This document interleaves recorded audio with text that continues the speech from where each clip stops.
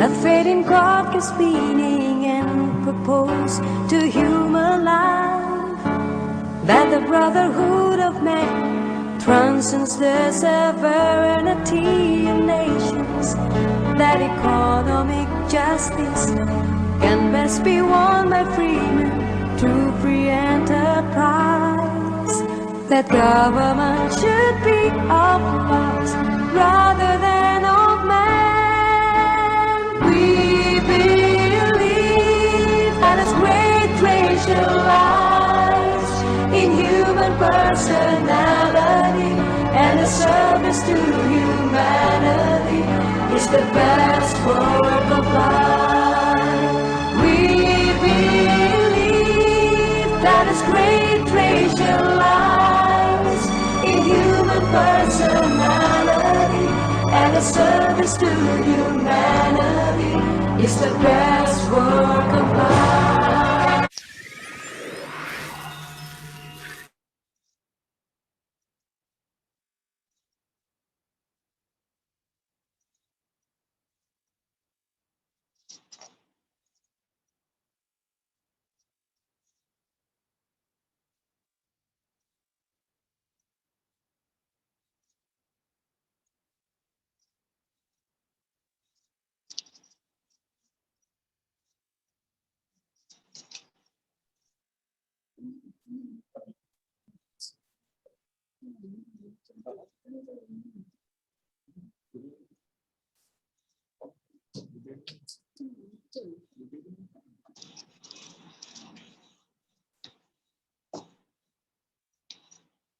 Good evening, one and all. Let's start the session. The final day or the 7th day of prayers hereby called to order. I invite JSNet Chairperson, JSNet Asha Suraj, for welcome to the gathering.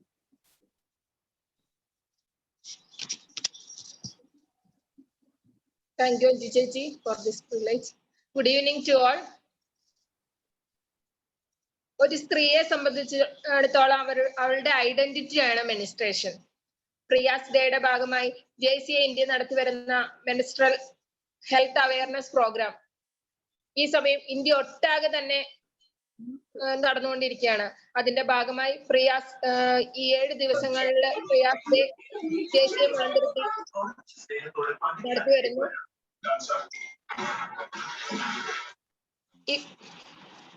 ഈ പ്രോഗ്രാമിന്റെ അവസാന ദിവസങ്ങളിലേക്ക് നമ്മൾ കടന്നു വന്നുകൊണ്ടിരിക്കുന്ന ഈ സമയത്ത് ഇതിലേക്ക് ആദ്യമായി തന്നെ നമ്മുടെ പ്രിയങ്കരിയായ പ്രസിഡന്റ് JCA അഞ്ജു വർഗീസിനെ ഹാർദവമായി തന്നെ ഞാൻ സ്വാഗതം ചെയ്യുന്നു. ഒരു സ്ത്രീയുടെ മെനിസ്ട്രേഷൻ തുടങ്ങുന്നത് മുതൽ സ്റ്റോപ്പ് ആകുന്നത് വരെയുള്ള ഒരു ജൈത്രയാത്ര അവസാനിക്കുന്ന ഘട്ടമാണ് മെനപ്പോസ്. ഈ വിഷയത്തെ ആസ്പദമാക്കി നമുക്ക് വേണ്ട നിർദ്ദേശങ്ങളും അറിവുകളും പകർന്നു തരുവാൻ സാധാരണഗതിയിൽ നമ്മളൊരു ലേഡി ഡോക്ടറെയോ ടോക്കറെയോ ആണ് സെലക്ട് ചെയ്യാറുള്ളത്. പക്ഷെ ഇത് സമൂഹത്തിൽ ഒതുക്കപ്പെടേണ്ടയോ മൂടിവെക്കപ്പെടേണ്ടയോ ചെയ്യേണ്ട ഒന്നല്ല എന്നുള്ള ഒരു ചിന്തയിൽ നമ്മളോട് ഇന്ന് ഈ അറിവുകൾ പകർന്നു നൽകുവാൻ നമ്മൾ ക്ഷണിച്ചിട്ടുള്ള നമ്മുടെ കൂടെയുള്ള നമ്മുടെ ഡോക്ടർ ജയകൃഷ്ണയെ എല്ലാ ആദരവോടും കൂടി തന്നെ ഞാൻ സ്വാഗതം ചെയ്യുകയാണ്. അതുപോലെ തന്നെ നമ്മുടെ zone director of JCRET wing Srividya ma'am വളരെ തിരക്കുകളുള്ള സമയത്ത് നമ്മുടെ ഏത് പ്രോഗ്രാമിന് ഏറ്റവും സന്തോഷത്തോടു കൂടി കടന്നു വരികയും വേണ്ട മാർഗനിർദ്ദേശങ്ങൾ തരികയും ചെയ്യുന്ന മാമിനെ ഈ മീറ്റിംഗിലേക്ക് ആത്മാർത്ഥമായി തന്നെ ഞാൻ സ്വാഗതം ചെയ്യുന്നു.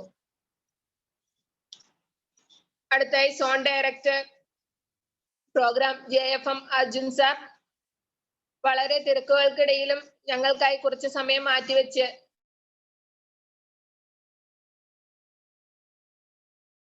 സ്വാഗതം ചെയ്യുന്നു. അതുപോലെ നമ്മുടെ പ്രിയാസ് ഡേ zone 20 ambassador JC Sindhu ma'am ഈ ദിവസങ്ങളിൽ സോൺ 20 ഒട്ടാകെ എല്ലാ മീറ്റിംഗിലും അതിന്റെ എല്ലാ പ്രവർത്തനങ്ങളിലും ഏറ്റവും ഊർജ്ജസ്വലമായി പ്രവർത്തിക്കുന്ന സിന്ധു മാമിനെയും ഈ മീറ്റിംഗിലേക്ക് ഹാർദവമായി സ്വാഗതം ചെയ്യുന്നു. അതുപോലെ നമ്മുടെ ഏത് പ്രോഗ്രാമിലും സാന്നിധ്യം കൊണ്ട് ധന്യമാക്കുന്ന നമ്മുടെ സ്വന്തം ZVP അഡ്വക്കേറ്റ് നെൽസൺ സാറിനെ ഏറ്റവും ബഹുമാനത്തോടു കൂടി തന്നെ സ്വാഗതം ചെയ്യുന്നു. അതുപോലെ ഇന്നിവിടെ സന്നിഹിതരായിരിക്കുന്ന നമ്മുടെ എല്ലാ സീനിയേഴ്സിനെയും ഒഫീഷ്യൽസിനെയും ഏറ്റവും സ്നേഹത്തോടെ സ്വാഗതം ആശംസിക്കുന്നു. നമ്മുടെ JCA കുടുംബത്തിലെ ഓരോരുത്തരെയും സ്വാഗതം ആശംസിക്കുന്നതോടൊപ്പം തന്നെ പല സ്ഥലങ്ങളിൽ നിന്നും നമ്മുടെ ഈ മീറ്റിംഗിലേക്ക് കടന്നു വന്നിട്ടുള്ള ഓരോരുത്തരെയും സ്വാഗതം ആശംസിച്ചുകൊണ്ട് നിർത്തുന്നു. ജയ് JCA. Thank you.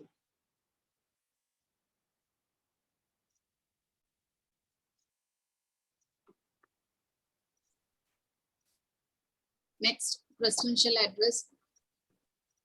ഞാൻ ഒത്തിരി സന്തോഷത്തോടെയാണ് ഇന്ന് ഞങ്ങളുടെ 7 ദിവസത്തെ പ്രയാസിന്റെ പ്രോഗ്രാമിന്റെ ലാസ്റ്റ് ഡേ ആണ്. ഞങ്ങൾ ഓരോ ദിവസവും ഞങ്ങൾ തമ്മിലുള്ള ചാപ്റ്ററിൽ lady JCs and JSNet wing നല്ലൊരു ബോണ്ടിങ് ആണ് ഞങ്ങൾക്ക് കിട്ടിയേക്കണത്. അതിന് ഞാൻ ശരിക്കും പറഞ്ഞാൽ ഈ മെമ്പേഴ്സ് ഞാൻ ചിലപ്പോൾ 2 മണിക്കൂർ മുമ്പൊക്കെയാണ് അല്ലെങ്കിൽ ചിലപ്പോൾ ആ ദിവസം രാവിലെയൊക്കെയാണ് സൂമിലോട്ട് മീറ്റിങ്ങിന് ഇൻവൈറ്റ് ചെയ്ത് ഞങ്ങള് ഗ്രൂപ്പിലിടുന്നത്. ആ ഒരു ടൈമിൽ ആ കറക്റ്റ് പറയുന്ന സമയത്ത് ഇവരെല്ലാം ജോയിൻ ചെയ്ത് ഈ മീറ്റിംഗ് ശരിക്കും പറഞ്ഞാൽ ഞാൻ എല്ലാവരോടും അവരോട് ഒത്തിരി കടപ്പെട്ടിട്ടുണ്ട്.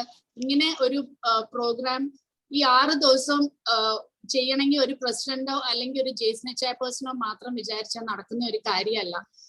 എന്റെ ഒപ്പം തന്നെ എല്ലാത്തിനും എന്റെ സപ്പോർട്ടായിട്ടിരുന്ന എന്റെ JSNet ചെയർപേഴ്സണെയും അതുപോലെ തന്നെ എന്റെ ഞങ്ങളുടെ ചാപ്റ്ററിലെ എല്ലാ JCs, ലേഡി JCs, JSNet എല്ലാവരുടെയും ഒരു ഫുൾ സപ്പോർട്ട് കൂടിയാണ് ഞങ്ങൾക്ക് ഈ 6 ദിവസത്തെ പ്രോഗ്രാം ചെയ്യാൻ പറ്റിയത്. ഇന്നിപ്പോ ഞങ്ങൾക്ക് ഇവിടെ ഞങ്ങൾക്ക് സ്പീക്കറായിട്ട് കിട്ടിയേക്കുന്ന ഡോക്ടറെയും എല്ലാവർക്കും തന്നെ അറിയുന്നതാണ്. മോയിൻതുരുത്തിയിൽ ഡോക്ടറിന് ഒരു ക്ലിനിക് ഉണ്ട്. അപ്പൊ ഡോക്ടറിനെ എല്ലാവർക്കും അറിയുന്നതാണ്. എല്ലാവർക്കും നല്ലൊരു ആശംസ മാത്രം നേർന്നുകൊണ്ട് thank you. Chair recognize the presence of JC Arjun Nair, Zone Director Programs. our ZVP ഞങ്ങൾക്ക് എല്ലാത്തിനും മീൻസ് ഇപ്പൊ ആശ പറഞ്ഞ പോലെ തന്നെ ഞങ്ങളുടെ എല്ലാത്തിനും കൂടെ ഒരു ചെറിയൊരു കാര്യത്തിന് പോലും ഞാൻ സാറിനെ ഒത്തിരി ബുദ്ധിമുട്ടിക്കാറുണ്ട്. അങ്ങനെ ഞങ്ങളുടെ എല്ലാത്തിനും കൂടെയുള്ള region leader ZVP JC advocate Nelson Joseph. I invite JJ Chairperson JJ Alina Prince for a pleasant task. Dr. Jayakrishna Pai, born in January 29, 1992, son of late Mr. R. Balakrishna Pai and Mrs. Maya Devi A. He completed Bachelor of Homeopathic Medicine and Surgery from Mahatma Gandhi University, Kottayam, DPMHMC, Chottanikara, and also Masters of Public Health and Epidemiology from Kerala University of Health Science, Thrissur, SME, Kottayam. He presented paper in National Seminar on Population Dynamics in India and its implications on health and environment, jointly organized by Indian Institute of Population Studies, Mumbai, and National Institute of Rural Development and Panchayat Raj, Hyderabad. He presented paper in International Seminar on Confronting Disaster and Health, organized by NSS Hindu College. He also represented India for Youth Exchange Program with China. Let me invite Dr. Jayakrishna Pai for the section. Chair recognize the presence of our Prayas Ambassador JC Sindhu ma'am. Ma'am, hello. Yes, sir. Yes, thank you. Ma'am, I invite you for a few words. Very good evening to all. Respected chairman of the meeting, JC Anju, Zone Director Programs, JC Arjun, JSNet Chairperson Asha Suraj, ZVP Nelson, and Zone Director JSNet Wing Srividya Harish. A very good evening to all, and sorry, the guest also, sorry, the speaker, Dr. Very good evening to all.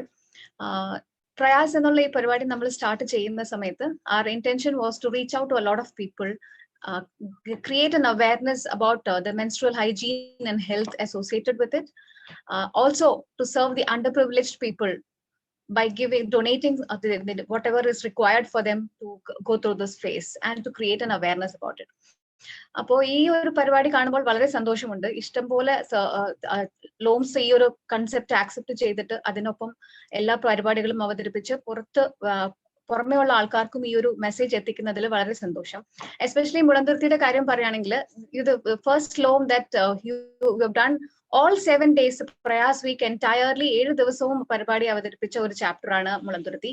So very happy about it. Every day ഒരു personal listening session ആണെങ്കിൽ menstrual cup എങ്ങനെ use ചെയ്യണം എന്നുള്ളത്, പിന്നെ first പീരിയഡിന്റെ കുറിച്ചിട്ടുള്ള ഒരു session, അങ്ങനെ ഓരോ ദിവസവും ഓരോ പരിപാടിയായിട്ട് അവതരിപ്പിച്ചു വന്നതാണ്. ആൻഡ് എന്ത് പരിപാടി ഉണ്ടെങ്കിലും മുളന്തുരുത്തി പുറകെ നിൽക്കുന്നതല്ല. ഡെഫിനറ്റ്ലി ഏത് ഏരിയയിലാണെങ്കിലും you are definitely ahead of it. So അതിന്റെ കൂടെ ഇതും ഒരുമിച്ച് തന്നെ കൊണ്ടുപോയതിൽ വളരെ സന്തോഷമുണ്ട്. So be it Asha or Anju, you been very closely associated. കോമ്പറ്റീഷൻസിലാണെങ്കിലും നമ്മളിപ്പം slogan and painting competition, slogan writing, marathon, ഇതെല്ലാം ലോഞ്ച് ചെയ്തപ്പോഴും എല്ലാത്തിലും പാർട്ടിസിപ്പേഷൻ ഉണ്ടായിരുന്ന ഒരു ചാപ്റ്റർ ആണ്. So hats off to you for this wonderful effort in spite of being very busy with all the other programs also. ഈ ഒരു awareness നമുക്ക് എല്ലാവരിലേക്കും എത്തിക്കാൻ പറ്റട്ടെ. And let the change begin with us and let it not be limited to one day. Thank you so much. Thank you, ma'am. I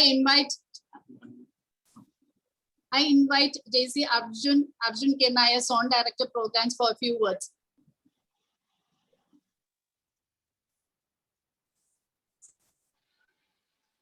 Yes, chairman of the meeting, president of JC Mulandaruthi, JC Anju, and zone vice president of JC India Zone 20, JC Nelson. Speaker of the day, Dr. Jayakrishna Pai, and zone director JSRT wing, JC Srividya Harish, zone ambassador for Prayas, Sindhu Menon. A very warm good evening to you all. Thank you so much for giving me space to speak a few words about Prayas.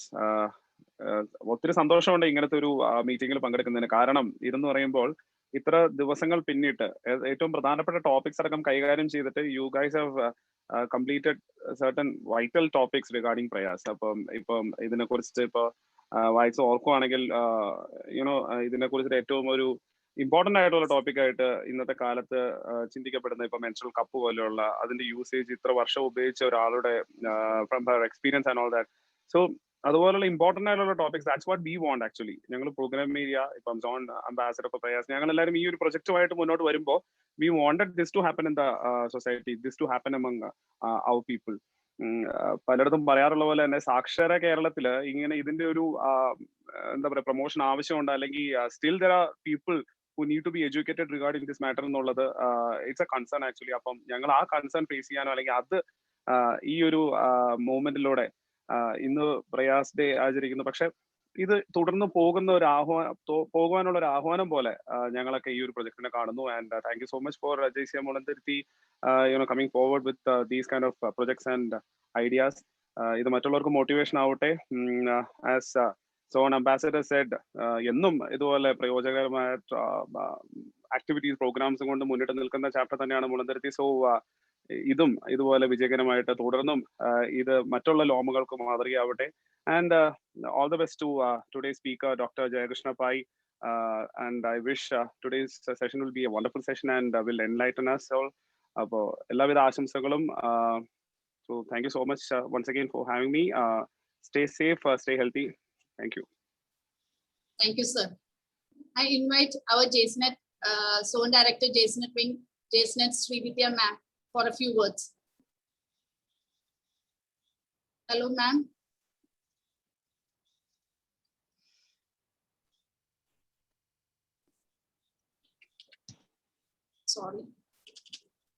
Sorry, ma'am. I invite our own ZBP and our motivator. സാറിനെ പറ്റി പറഞ്ഞ means ഞങ്ങളുടെ ചാറ്റിലുള്ള എല്ലാ മെമ്പേഴ്സിനും സാറിനെ ഭയങ്കര പരിചയമാണ്. അപ്പൊ സാറിനെ ഞാൻ ഈ ഒരു പ്രോഗ്രാമിലേക്ക് സാറിന്റെ എന്താ സാറ് ഞങ്ങളോട് പറയാൻ ആഗ്രഹിക്കുന്നതെന്ന് ഞങ്ങൾക്ക് കേൾക്കാൻ താല്പര്യമുണ്ട്. So I invite sir.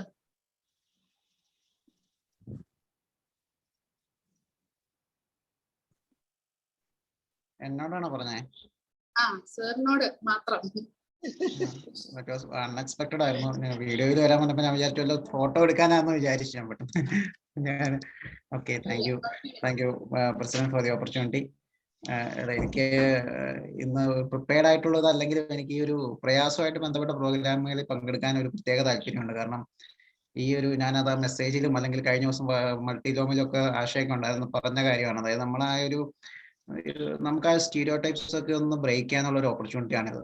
നമ്മൾ എന്തുകൊണ്ട് ഞാനത് കഴിഞ്ഞ ദിവസം പറഞ്ഞ കാര്യം ഒന്ന് റിപ്പീറ്റ് ചെയ്യാണ്. ആശ കേട്ടിട്ടുണ്ടായിരുന്നത് നമ്മൾ ശരിക്കും പറഞ്ഞാൽ ഈ ഒരു പരിപാടിക്ക് നമ്മളെപ്പോഴും കുറെ ചെയ്യുന്ന എന്താണെന്ന് വെച്ചാൽ പ്രയാസമാണ്. ഇപ്പം നമ്മുടെ സോണിലൊക്കെ ഇതിന്റെ ഡിസ്കഷൻ ZGBയിലൊക്കെ വരുമ്പോൾ ആളുകൾ ചോദിക്കുന്ന അത് നമ്മൾ നടത്തണോ അല്ലെങ്കിൽ നമ്മൾ എന്താണ് നമുക്ക് എന്താ റോൾ, അതല്ലേ അവരുടെ JSRETന്റെ ഒരു പരിപാടിയല്ല, ഇങ്ങനെ രീതിയിലൊക്കെയാണ് പലപ്പോഴും ചിന്തിക്കുന്നത്.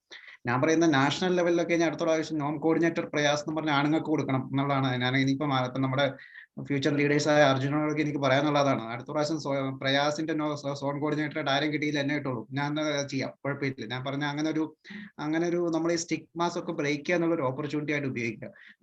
JSRET കോൺഫറൻസ് JJസിന് എന്നും നമ്മൾ ഒരു ലേഡീനെ കിട്ടുള്ളൂ. എന്തുകൊണ്ട് JJസിന് ഒരു മെയിലിനെ ഇട്ടുകൂടാ? ഞാൻ പറയാൻ കാരണം എന്താണെന്ന് വെച്ചാൽ കൊറോളറി എന്ന് പറയുന്നത് നമ്മളെപ്പോഴും ബിസിനസ്സും ട്രെയിനിങ്ങും അല്ലെങ്കിൽ മാനേജ്മെന്റ് എന്ന് പറയുന്നത് എപ്പോഴും നമ്മൾ ജെൻസിനാണ് അത് കൊടുക്കുന്നത്, സോൺ ഡയറക്ടർ. എന്തുകൊണ്ട് ലേഡീസിന് അത് കൊടുത്തുകൂടാ? നമ്മളെപ്പോഴും ഈ ഒരു രണ്ടെണ്ണം മാറ്റി വെച്ചിരിക്കുകയാണ്, JJ ആൻഡ് JSRET. അപ്പൊ ഇങ്ങനത്തെ കുറെ സ്റ്റിഗ്മയും സ്റ്റീരിയോ ടൈപ്സ് ഒക്കെ മാറ്റാൻ നമ്മൾ ഒരു ബോൾഡ് ആയിട്ടുള്ള ലീഡർഷിപ്പ് വരേണ്ട ഒരു ആവശ്യമുണ്ട്. അപ്പൊ എനിക്ക് ഇവിടുത്തെ JSRETസിനോടും പറയാനുള്ളത് തന്നെയാണ്. JSRET എന്ന് പറഞ്ഞ ഒരു കാര്യം നല്ലതായിട്ട് ചെയ്യുന്നുണ്ട്, പക്ഷെ അതിനോടൊപ്പം തന്നെ നമ്മൾ JC ആയിട്ട് കൺവേർട്ട് ചെയ്യുക. നമ്മൾ എന്നിട്ട് നമ്മുടെ ഒരു പ്രസൻസ് വഴി മാത്രമേ നമുക്ക് മാറ്റങ്ങൾ ഉണ്ടാക്കാൻ പറ്റുള്ളൂ. മറ്റുള്ളവരെല്ലാം നമുക്ക് എല്ലാ ഇൻഫ്രാസ്ട്രക്ചറും ഉണ്ടാക്കി തന്നു കഴിയുമ്പോൾ ഞങ്ങൾ വന്നോളാം, നിങ്ങൾ രാവിലെ ഞങ്ങൾക്ക് വൈകിട്ട് രാത്രി വരാൻ പറ്റില്ല, രാവിലെ നിങ്ങൾ പ്രോഗ്രാം അറേഞ്ച് ചെയ്തു ഞാൻ വരാമെന്ന് പറഞ്ഞിട്ട് കാര്യമില്ല. കാരണം അങ്ങനെ ആരും നമുക്ക് വേണ്ടി ഒന്നും ചെയ്തു തരില്ല. നമ്മൾ അവിടെ ചെന്ന് കഴിഞ്ഞിട്ട് നമ്മൾ അതിന് വേണ്ടി ലോബിങ് നടത്തി ഒരു സ്ലോ പ്രോസസ്സാണ്. നമുക്ക് ഇന്നും നടക്കാൻ പറ്റില്ല, പക്ഷെ വർഷങ്ങളോളം കൊണ്ട് നമുക്ക് മാറ്റങ്ങൾ ഉണ്ടാക്കാൻ പറ്റും. അപ്പം ഈ ഒരു പരിപാടിക്ക് എല്ലാവിധ ആശംസകളും നേരുന്നു. ചെറിയതാണെങ്കിലും ഒരു ഓപ്പർച്യൂണിറ്റി തന്നതിലുള്ള നന്ദി അറിയിക്കുന്നു. ഈ പരിപാടിക്ക് എല്ലാവിധ ആശംസകളും. പിന്നെ അതുപോലെ തന്നെ ഏറ്റവും പ്രധാനപ്പെട്ട ഒരു കാര്യം എനിക്ക് തോന്നുന്നു, ഇന്നത്തെ സെഷൻ എടുക്കുന്ന നമ്മുടെ ഡോക്ടർ ഒരു മെയിലാണ്. ഇന്നൊന്നും ബാക്കി എനിക്ക് തോന്നുന്നു ഈ 1000-ഓളം പരിപാടികൾ നടക്കുന്നതിൽ എല്ലായിടത്തും എല്ലാ ലോമുകളിലും ഇന്ത്യ ഉൾപ്പെടെ മിക്കവാറും ലേഡീസ് ആയിരിക്കും. അപ്പൊ ഇവിടെ ആ ഒരു വെറൈറ്റി വന്നിട്ടുണ്ട്, അത് ഞാൻ അപ്രീഷിയേറ്റ് ചെയ്യാണ്. കാരണം ഇതാ ശരിക്കും ഈ സെൻസിറ്റൈസേഷൻ ആവശ്യം ശരിക്കും പറഞ്ഞാൽ ലേഡീസിനുണ്ട്. നിങ്ങൾക്ക് ഇതെല്ലാം അറിയാവുന്ന കാര്യങ്ങളാണ്. നിങ്ങൾ 10-12 വയസ്സ് മുതൽ ഇതെല്ലാം കണ്ടു കേട്ട് നിങ്ങൾക്ക് ഇതിനകത്ത് എക്സ്പേർട്ടുകളാണ്. എന്ത് കപ്പ് ഉപയോഗിക്കണോ അല്ലെങ്കിൽ വേറെ എന്തും വേണോ, സാനിറ്റൈസ് എന്ത് ചെയ്യണം എന്നുള്ളത് നിങ്ങൾക്കറിയാം. അത് നിങ്ങളാരും ഒന്ന് പഠിപ്പിക്കേണ്ട ആവശ്യമില്ല. ഇത് പഠിപ്പിക്കേണ്ട എന്നെ പോലുള്ളവരെ, അർജുനെ പോലുള്ള ഞങ്ങളെ പോലുള്ളവർക്കാണ് ഇതിന്റെ ആവശ്യം. ഞങ്ങൾക്ക് ഇത് കാണുമ്പോൾ ചോക്ലേറ്റ് എന്ന സിനിമയിൽ പൃഥ്വിരാജ് ഒരു പാക്കറ്റ് എടുത്ത് കൊടുത്തിട്ട്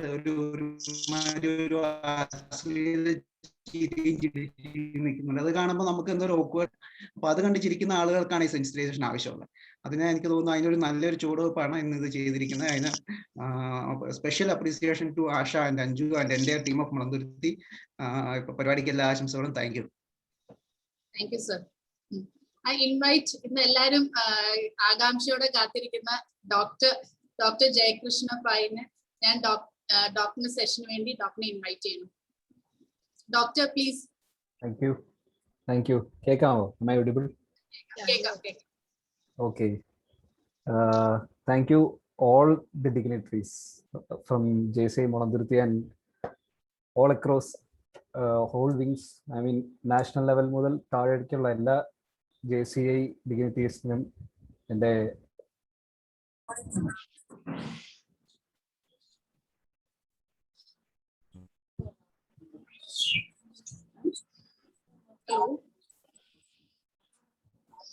പലപ്പോഴും മടി ഉള്ള ഒരു സബ്ജക്റ്റിനെ കുറിച്ചാണ് ഒരാഴ്ചയായിട്ട് നിങ്ങൾ കണ്ടിന്യൂസ് ആയിട്ട് പല രീതിയിലുള്ള പരിപാടികൾ അവതരിപ്പിക്കുന്നത് അല്ലെങ്കിൽ അത് പിന്തുടർന്ന് പോകുന്നത് എന്നുള്ളത് തന്നെ ഏറ്റവും വലിയ അപ്രീസിയേഷന്റെ എന്താ പറയാൻ വാക്കുകളില്ലാത്ത തരത്തിൽ തന്നെ അപ്രീസിയേഷൻ അർഹിക്കുന്ന ഒരു കാര്യമാണ്. സോ എനിക്ക് സ്ക്രീൻ ഷെയറിംഗ് ഒന്ന് എനേബിൾ ചെയ്ത് തരുമോ? പോസ്റ്റ്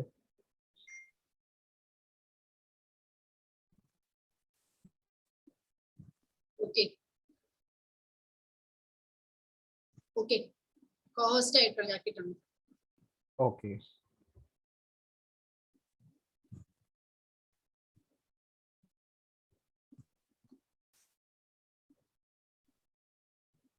ഓക്കെ, സോ ടോപ്പിക്കിനെ കുറിച്ച് എല്ലാവർക്കും അറിയാം. സോ ഞാനൊരു ഇലാബറേറ്റഡ് ഇൻട്രൊഡക്ഷനിലേക്ക് ഒന്നും കടക്കുന്നില്ല. മെനപ്പോസ് എന്ന് പറയുമ്പം ഇതിലെ പുരുഷന്മാരോടാണ് എൻ്റെ ചോദ്യം. സ്ത്രീകൾ ഈ ചോദ്യത്തിന് മറുപടി പറയേണ്ടതില്ല. റെസ്പെക്റ്റഡ് സാഴ്സ്, ഈ മെനപ്പോസ് എന്ന വാക്ക് കേൾക്കുമ്പോൾ നിങ്ങൾക്ക് മനസ്സിൽ തോന്നുന്നത് എന്താണ് എന്നത് പറയാമോ? ആരെങ്കിലും വോളണ്ടറി ചെയ്ത് വരിക. ജസ്റ്റ് ആ ഒരു വാക്ക് കേൾക്കുമ്പോൾ നമ്മുടെ മനസ്സിനകത്തൊരു ഐഡിയ വരില്ലേ? എന്തെങ്കിലും മലയാളത്തിലുള്ള അർത്ഥം പറഞ്ഞാൽ മതിയോ? എന്തായാലും കുഴപ്പമില്ല, നിങ്ങളുടെ മനസ്സിൽ എന്താണ് തോന്നുന്നത് പറയാം. അതായത് ഒരു സ്ത്രീയുടെ ഒരു ഫെർട്ടിലിറ്റി, ഐ മീൻ മെനോപോസ് സ്ത്രീകൾക്കാണല്ലോ എന്നുള്ള കോൺസെപ്റ്റ് പറഞ്ഞ കേട്ടോ. ഫെർട്ടിലിറ്റി എൻഡ് ആവുന്ന, അല്ലെങ്കിൽ തുടർന്ന് she won't be fertile. Okay, ആർത്തവം നിലയ്ക്കുന്ന അവസ്ഥ. Very good, very good. രണ്ടുപേര് കമന്റ് ചെയ്തിട്ടുണ്ടല്ലേ? സോ രണ്ടുപേരെയും ഞാൻ അപ്രീഷിയേറ്റ് ചെയ്യുന്നു, കാരണം നിങ്ങൾ വോളണ്ടറിലി അതിനുവേണ്ടി മുമ്പിലേക്ക് വന്നു. സോ ആർത്തവം നിലയ്ക്കുന്ന ഒരവസ്ഥ എന്ന് പറഞ്ഞല്ലോ, അതിനെ കുറച്ചുകൂടി ഒന്ന് മലയാളിവൽക്കരിച്ചാൽ ആർത്തവ വിരാമം എന്ന് പറയും മലയാളത്തിൽ. വിരാമം എന്ന് പറയുമ്പോൾ നമ്മളൊരു നാടകമൊക്കെ കഴിയുമ്പോൾ കർട്ടൻ ഇടും അല്ലെ, വിരാമം. അപ്പൊ അങ്ങനെ വരുന്നതിനെയാണ് നമ്മൾ മെനപ്പോസ് എന്ന് പറയുന്നത്. സോ ഈ രണ്ട് വാക്ക്, മെനപ്പോസ് ആൻഡ് പെരി മെനപ്പോസ്, ഇതിൽ സ്ത്രീകൾക്കും കമന്റ് ചെയ്യാം. പെരി മെനപ്പോസ് എന്ന് കേൾക്കുമ്പോൾ നിങ്ങൾക്ക് എന്താണ് തോന്നുന്നതെന്ന് ആരെങ്കിലും ഒന്ന് പറഞ്ഞാൽ കൊള്ളാം. ആർക്ക് വേണേലും പറയാം, വോളണ്ടറിലി പറയാവുന്നതാണ്. പെരി മെനപ്പോസ് എന്ന് കേൾക്കുമ്പോൾ എന്താണ് തോന്നുന്നത്?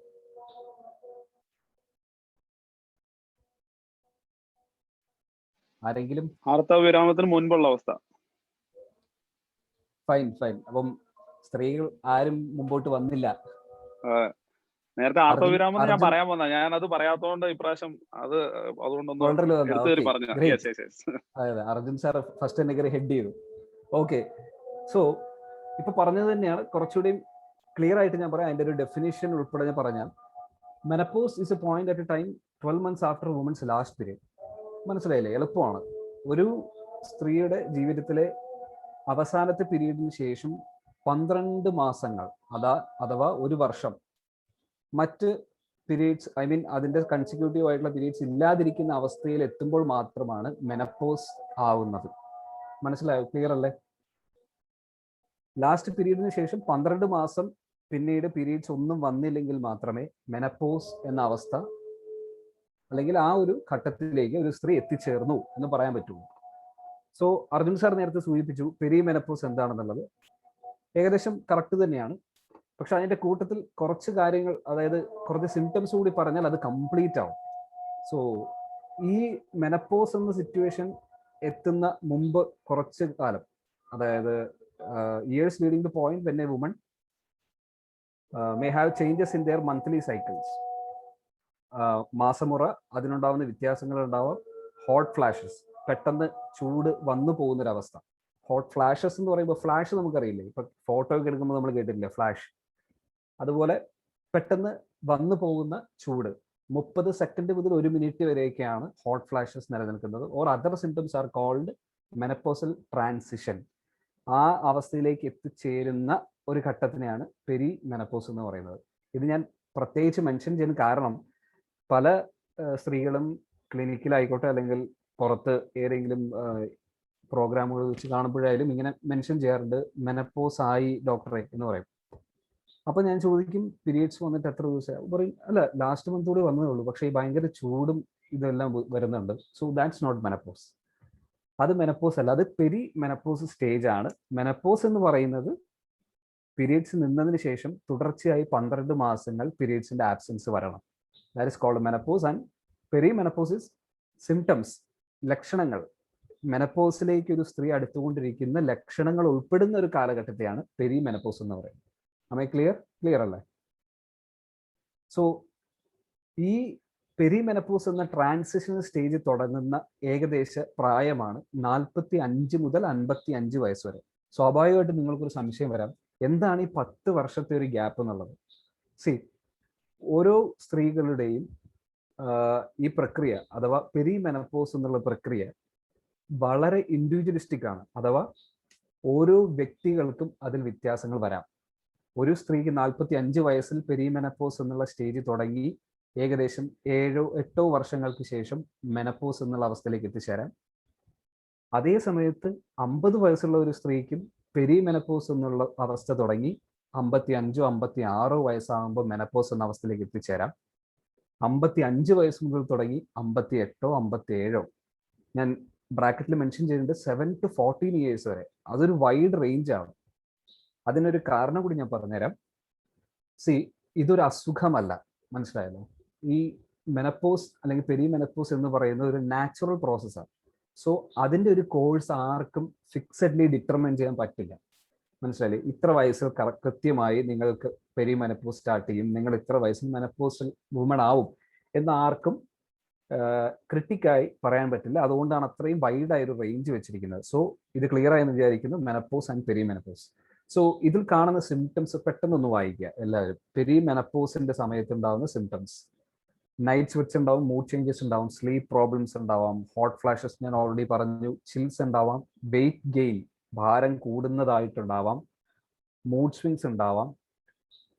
ഇതിനകത്തുള്ള ഒരു പ്രധാനപ്പെട്ട വാക്കിനെ കുറിച്ച് നമ്മൾ പിന്നീട് ചർച്ച ചെയ്യുന്നതാണ്, വരുന്ന സ്ലൈഡുകളിലുണ്ട്.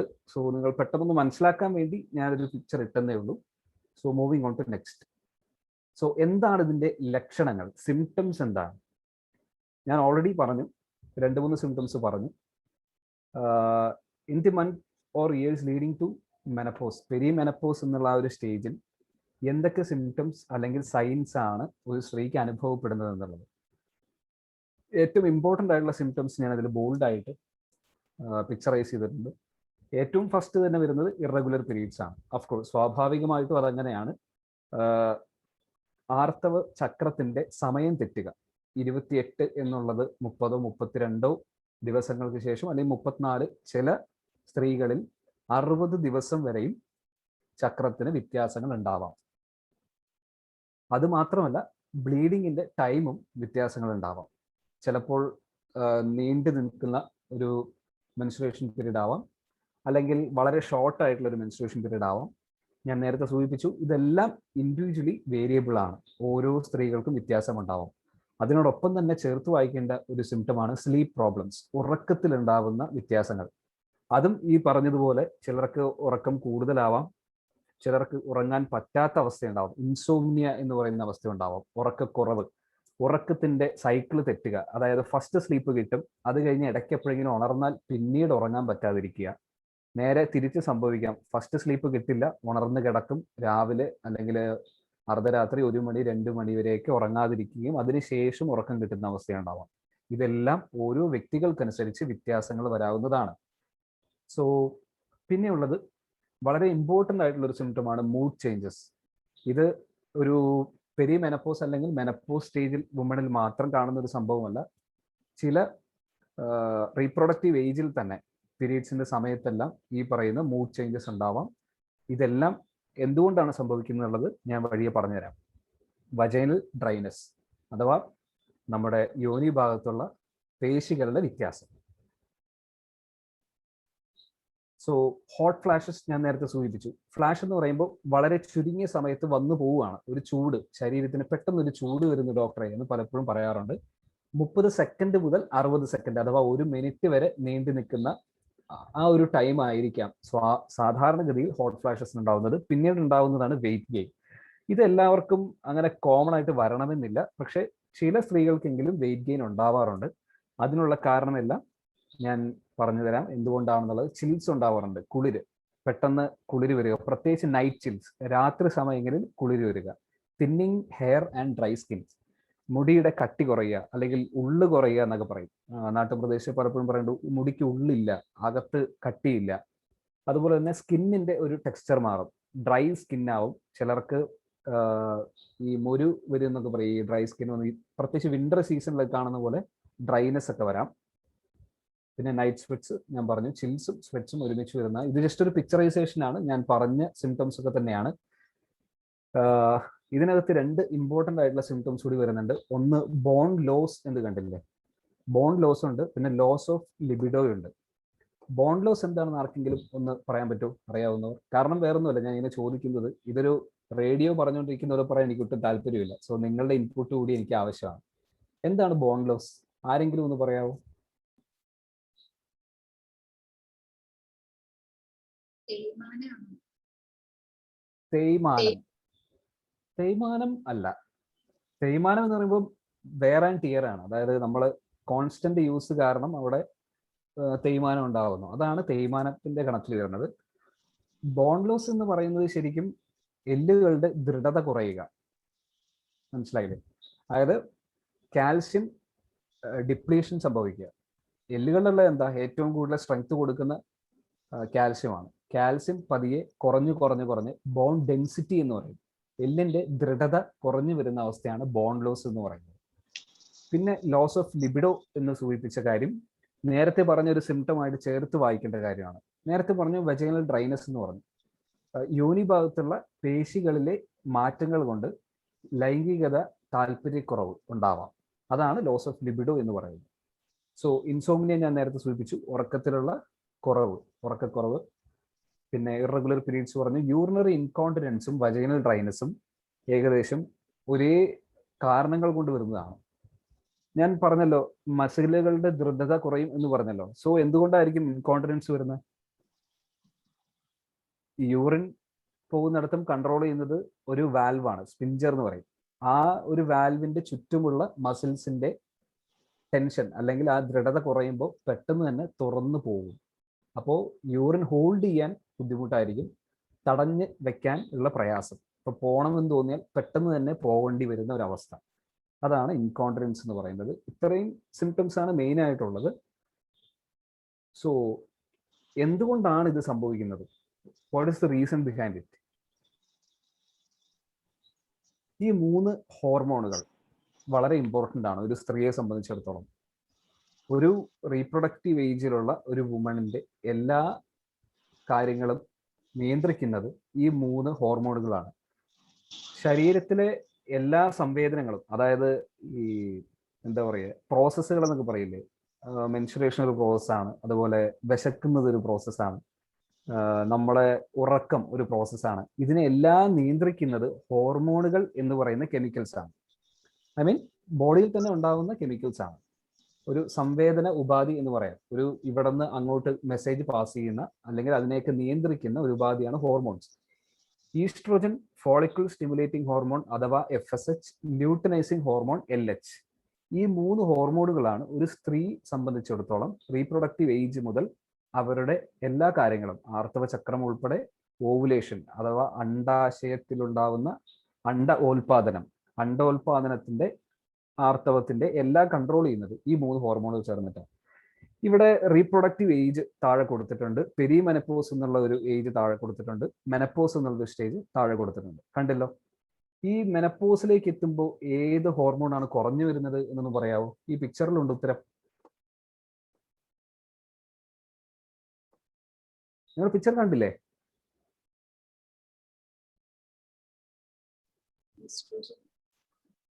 ഏതാ കുറയുന്നത്? കേട്ടില്ല. ഈസ്ട്രോജൻ കുറഞ്ഞു വരുന്നത് കറക്റ്റ് ആണ്, വളരെ ശരിയാണ്. കണ്ടില്ലേ, ഈസ്ട്രോജൻ ആണ് പിങ്കിൽ മാർക്ക് ചെയ്തിരിക്കുന്നത്. ഈസ്ട്രോജന്റെ ലെവല് റീപ്രൊഡക്റ്റീവ് ഏജിലാണ് ഏറ്റവും ഹയസ്റ്റ് ആയിട്ട് നിൽക്കുന്നത്. അതിനുശേഷം ഡിക്ലൈൻ സംഭവിക്കും. ഇത് കുറഞ്ഞ് മെനപ്പോസ് എത്തുമ്പോൾ ഏറ്റവും താഴത്തെ അവസ്ഥയിലേക്ക് എത്തും. അതേസമയം ഫോളിക്കിൾ സ്റ്റിമുലേറ്റിംഗ് ഹോർമോൺ അഥവാ FSH-ഉം ല്യൂട്ടനൈസിംഗ് ഹോർമോൺ LH-ഉം നേരെ തിരിച്ചാണ് ഫങ്ഷൻ ചെയ്യുന്നത്. റീപ്രൊഡക്ഷൻ ഏജിൽ അതിന്റെ തോത് കുറവായിരിക്കും. പെരിമെനപ്പോസ് എത്തുമ്പോൾ കൂടി തുടങ്ങി മെനപ്പോസ് എത്തുമ്പോൾ അത് കൂടി പോയിക്കൊണ്ടിരിക്കുകയാണ്. ഈ ഫോളിക്കിൾ സ്റ്റിമുലേറ്റിംഗ് ഹോർമോൺ ചെയ്യുന്നത് എന്താണെന്ന് വെച്ചാൽ അണ്ഡാശയത്തിലെ അണ്ഡങ്ങളുടെ പൂർണ്ണ വളർച്ച എത്താൻ സഹായിക്കുന്ന അല്ലെങ്കിൽ അതിനെ നിയന്ത്രിക്കുന്ന ഹോർമോണുകളാണ് ഫോളിക്കിൾ സ്റ്റിമുലേറ്റിംഗ് ഹോർമോണും ല്യൂട്ടനൈസിംഗ് ഹോർമോണും. സോ മെനപ്പോസൽ ഏജിൽ അത് രണ്ടും കൂടി നിൽക്കാനുള്ള കാരണം എന്താ? ഒരു ലോജിക്കൽ ക്വസ്റ്റൻ ആണ്. ജസ്റ്റ് ഒന്ന് ആലോചിച്ച് ഉത്തരം പറയാം ആരെങ്കിലും. ഈസ്ട്രോജൻ കുറഞ്ഞു വരുന്ന ആ ടൈമിൽ ഫോളിക്കിൾ സ്റ്റിമുലേറ്റിംഗ് കറക്റ്റ്. അപ്പോ ഒരു സൈഡിൽ അണ്ഡോൽപാദനം ഇല്ലാതിരിക്കുന്ന അവസ്ഥ വരുമ്പോൾ നമ്മുടെ ബ്രെയിൻ സെൻസ് ചെയ്യുന്നത് എന്താ? ഞാൻ പണിയെടുക്കുന്നത് കുറഞ്ഞിട്ടായിരിക്കാം ഇവര് മര്യാദയ്ക്ക് പണിയെടുക്കാതെ. ഇതെല്ലാം ഒരു എന്താ, ബ്രെയിൻ എന്ന് പറയുമ്പോൾ കപ്പിത്താനാണ്, ഒരു ക്യാപ്റ്റനാണ്. അപ്പൊ ബ്രെയിൻ ഇങ്ങനെ സെൻസ് ചെയ്യും, അണ്ഡോൽപാദനം നടന്നിട്ടില്ല, ഈസ്ട്രോജൻ കുറവാണ്. അപ്പൊ ഒരു കാര്യം ചെയ്യും, കുറച്ചുകൂടി കൂടുതൽ സ്റ്റിമുലേറ്റ് ചെയ്യിക്കാൻ വേണ്ടിയിട്ടാണ് FSH-ഉം LH-ഉം കൂടുതലായിട്ട് സ്റ്റിമുലേറ്റ് ചെയ്യുന്നത്, ഐ മീൻ കൂടുതലായിട്ട് പ്രൊഡ്യൂസ് ചെയ്യുന്നത്. സോ ഈസ്ട്രോജൻ കുറഞ്ഞു വരുന്ന അവസ്ഥയിൽ FSHും LHും കൂടുതലായിരിക്കും. അതൊരു ലോജിക്കൽ റീസണിങ് ആണ്. അത് നിങ്ങൾക്ക് ജസ്റ്റ് മനസ്സിലാൻ വേണ്ടി ഞാൻ പറഞ്ഞതേ ഉള്ളൂ. സോ ഇപ്പൊ ഇതിന്റെ റീസൺ മനസ്സിലായല്ലോ. നേരത്തെ നമ്മൾ പറഞ്ഞിരുന്ന സെറ്റ് ഓഫ് സിംറ്റംസിന്റെ എല്ലാ റീസൺ ഇതാണ്. ഈസ്ട്രോജൻ കുറയുകയും FSHും LHും കൂടി വരുന്ന ഒരു അവസ്ഥയിലാണ് നേരത്തെ സൂചിപ്പിച്ച പെരിമെനപ്പോസൽ സ്റ്റേജിലും മെനപ്പോസൽ സ്റ്റേജിലുമുള്ള എല്ലാ ലക്ഷണങ്ങളും ഒരു സ്ത്രീയിൽ പ്രകടമാവുന്നത്. നേരത്തെ സൂചിപ്പിച്ച ഗ്രാഫിന്റെ തന്നെ ഒരു എക്സാജറേറ്റഡ് അല്ലെങ്കിൽ ഈസ്ട്രോജനെ മാത്രം ഫോക്കസ് ചെയ്തുകൊണ്ടുള്ള ഒരു ഗ്രാഫാണിത്. ഏജ് 20, 30, 35, 40 നോക്കൂ. ഈസ്ട്രോജൻ ലെവൽ ഏറ്റവും പീക്ക് ടൈമിൽ നിൽക്കുന്നത് ഒരു 30 to 40 ഏജിലാണ്. 35, 40 എന്ന് പറയാൻ വേണമെങ്കിൽ. അതിനുശേഷം ഗ്രാജുവലി ഡിക്ലൈനിങ് ആണ്.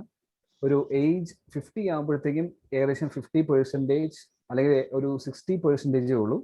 60ലോട്ട് എത്തുമ്പോൾ വീണ്ടും കുറയുകയാണ്. ലെസ് ദാൻ 50% ആണുള്ളത്. സോ ഈസ്ട്രോജൻ ആണ് മെനപ്പോസ് അല്ലെങ്കിൽ പെരിമെനപ്പോസ് എന്ന സ്റ്റേജിലെ ഏറ്റവും പ്രൈം ഫാക്ടർ. ഈ ശാരീരിക മാറ്റങ്ങൾക്കെല്ലാം കാരണം ഈസ്ട്രോജൻ എന്ന ഹോർമോണിൽ ഉണ്ടാവുന്ന കുറവാണ്. ഓക്കെ, സോ ഇതിന് ഈസ്ട്രോജൻ കുറഞ്ഞിരിക്കാൻ വേറെ എന്തെങ്കിലും കാരണം നിങ്ങളുടെ മനസ്സിൽ തോന്നുന്നുണ്ടോ? നാച്ചുറൽ കോസ് അല്ല, സ്വാഭാവികമായിട്ട് സംഭവിക്കുന്നതല്ലാതെ വേറെ എന്തെങ്കിലും കാരണം ഈസ്ട്രോജൻ കുറയാനായിട്ട് ഉണ്ടാവുമോ? അതും ഒരു ലോജിക്കൽ ക്വസ്റ്റൻ ആണ്. ഒരു ഉത്തരം ചിലപ്പോൾ നിങ്ങൾക്ക് പറയാൻ പറ്റുമായിരിക്കും. PCOD, okay, somewhat right. അത് വേറൊരു ഡിസീസ് കണ്ടീഷൻ ആണ്. അതല്ലാതെ ഏതെങ്കിലും മെഡിസിൻസിന്റെ സൈഡ് എഫക്റ്റ്? ഫൈൻ, ഉണ്ട്, തീർച്ചയായിട്ടും ഉണ്ട്. പക്ഷെ ഞാൻ ഉദ്ദേശിച്ചൊരു ആൻസർ വന്നില്ല. ഏറ്റവും എളുപ്പം തൈറോയിഡും വരാം. ശരിക്കും ഇതാണ് ഞാൻ പേടിച്ചിട്ടായിരിക്കുന്നു. അല്ല, ജോയിച്ചേട്ടൻ എന്താ പറഞ്ഞു? കേട്ടില്ല. അതെ അതെ, ഓക്കെ. എനിവേ,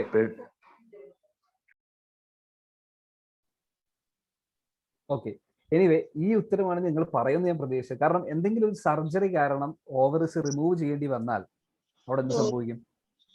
സ്വാഭാവികമായിട്ടും FSHും LHും കൂടും, ഈസ്ട്രോജൻ കുറയും. അതാണ് ഊഫറക്ടമി എന്ന് പറയുന്നത്. അത് പല റീസൺസ് ഉണ്ടാവാം. ഓവറിയിൽ അല്ലെങ്കിൽ അണ്ടാശയത്തെ ബാധിക്കുന്ന ഏതെങ്കിലും അസുഖങ്ങൾ. പ്രൈമറിലി അതൊരു ക്യാൻസർ റിലേറ്റഡ് ആയിട്ടുള്ള സർജറിയാണ് സാധാരണഗതിയിൽ ചെയ്യുന്നത്.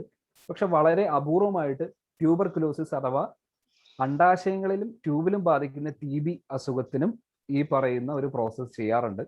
അങ്ങനെയുള്ള സ്ത്രീകളിലും ഈ പറയുന്ന സിംറ്റംസ് നേരത്തെ തന്നെ ഉണ്ടാവും. കാരണം അതിന്റെ സർജിക്കൽ റിമൂവലാണ് അതിന്റെ റീസൺ. പിന്നെ മെഡിസിൻസിന്റെ എഫക്റ്റ് പറഞ്ഞു, ശരിയാണ്. കീമോതെറാപ്പി ആൻഡ് റേഡിയേഷൻ തെറാപ്പി, വീണ്ടും ക്യാൻസറിന് കൊടുക്കുന്ന വളരെ പൊട്ടന്റ് ആയിട്ടുള്ള ഡ്രഗ്സ്. സാധാരണഗതിയിൽ മറ്റ് അസുഖങ്ങൾക്ക് ചികിത്സിക്കുന്ന മരുന്നുകൾ കൊണ്ടൊന്നും ഒരു ഹോർമോണൽ ഇംബാലൻസ് വരില്ല. കാരണം അതിന് അനുസരിച്ചാണ് ബയോകെമിസ്ട്രി നമ്മുടെ ശരീരത്തിലെ ഘടനകൾക്കനുസരിച്ചുള്ള മരുന്നുകളാണ് കൊടുക്കുന്നത്. കാരണം അല്ലെങ്കിൽ പിന്നെ ഏത് അസുഖത്തിന് മരുന്ന് കഴിച്ചാലും എല്ലാ സിസ്റ്റത്തെയും ബാധിക്കുന്ന ഒരു ദുരവസ്ഥയിലേക്ക് എത്തും.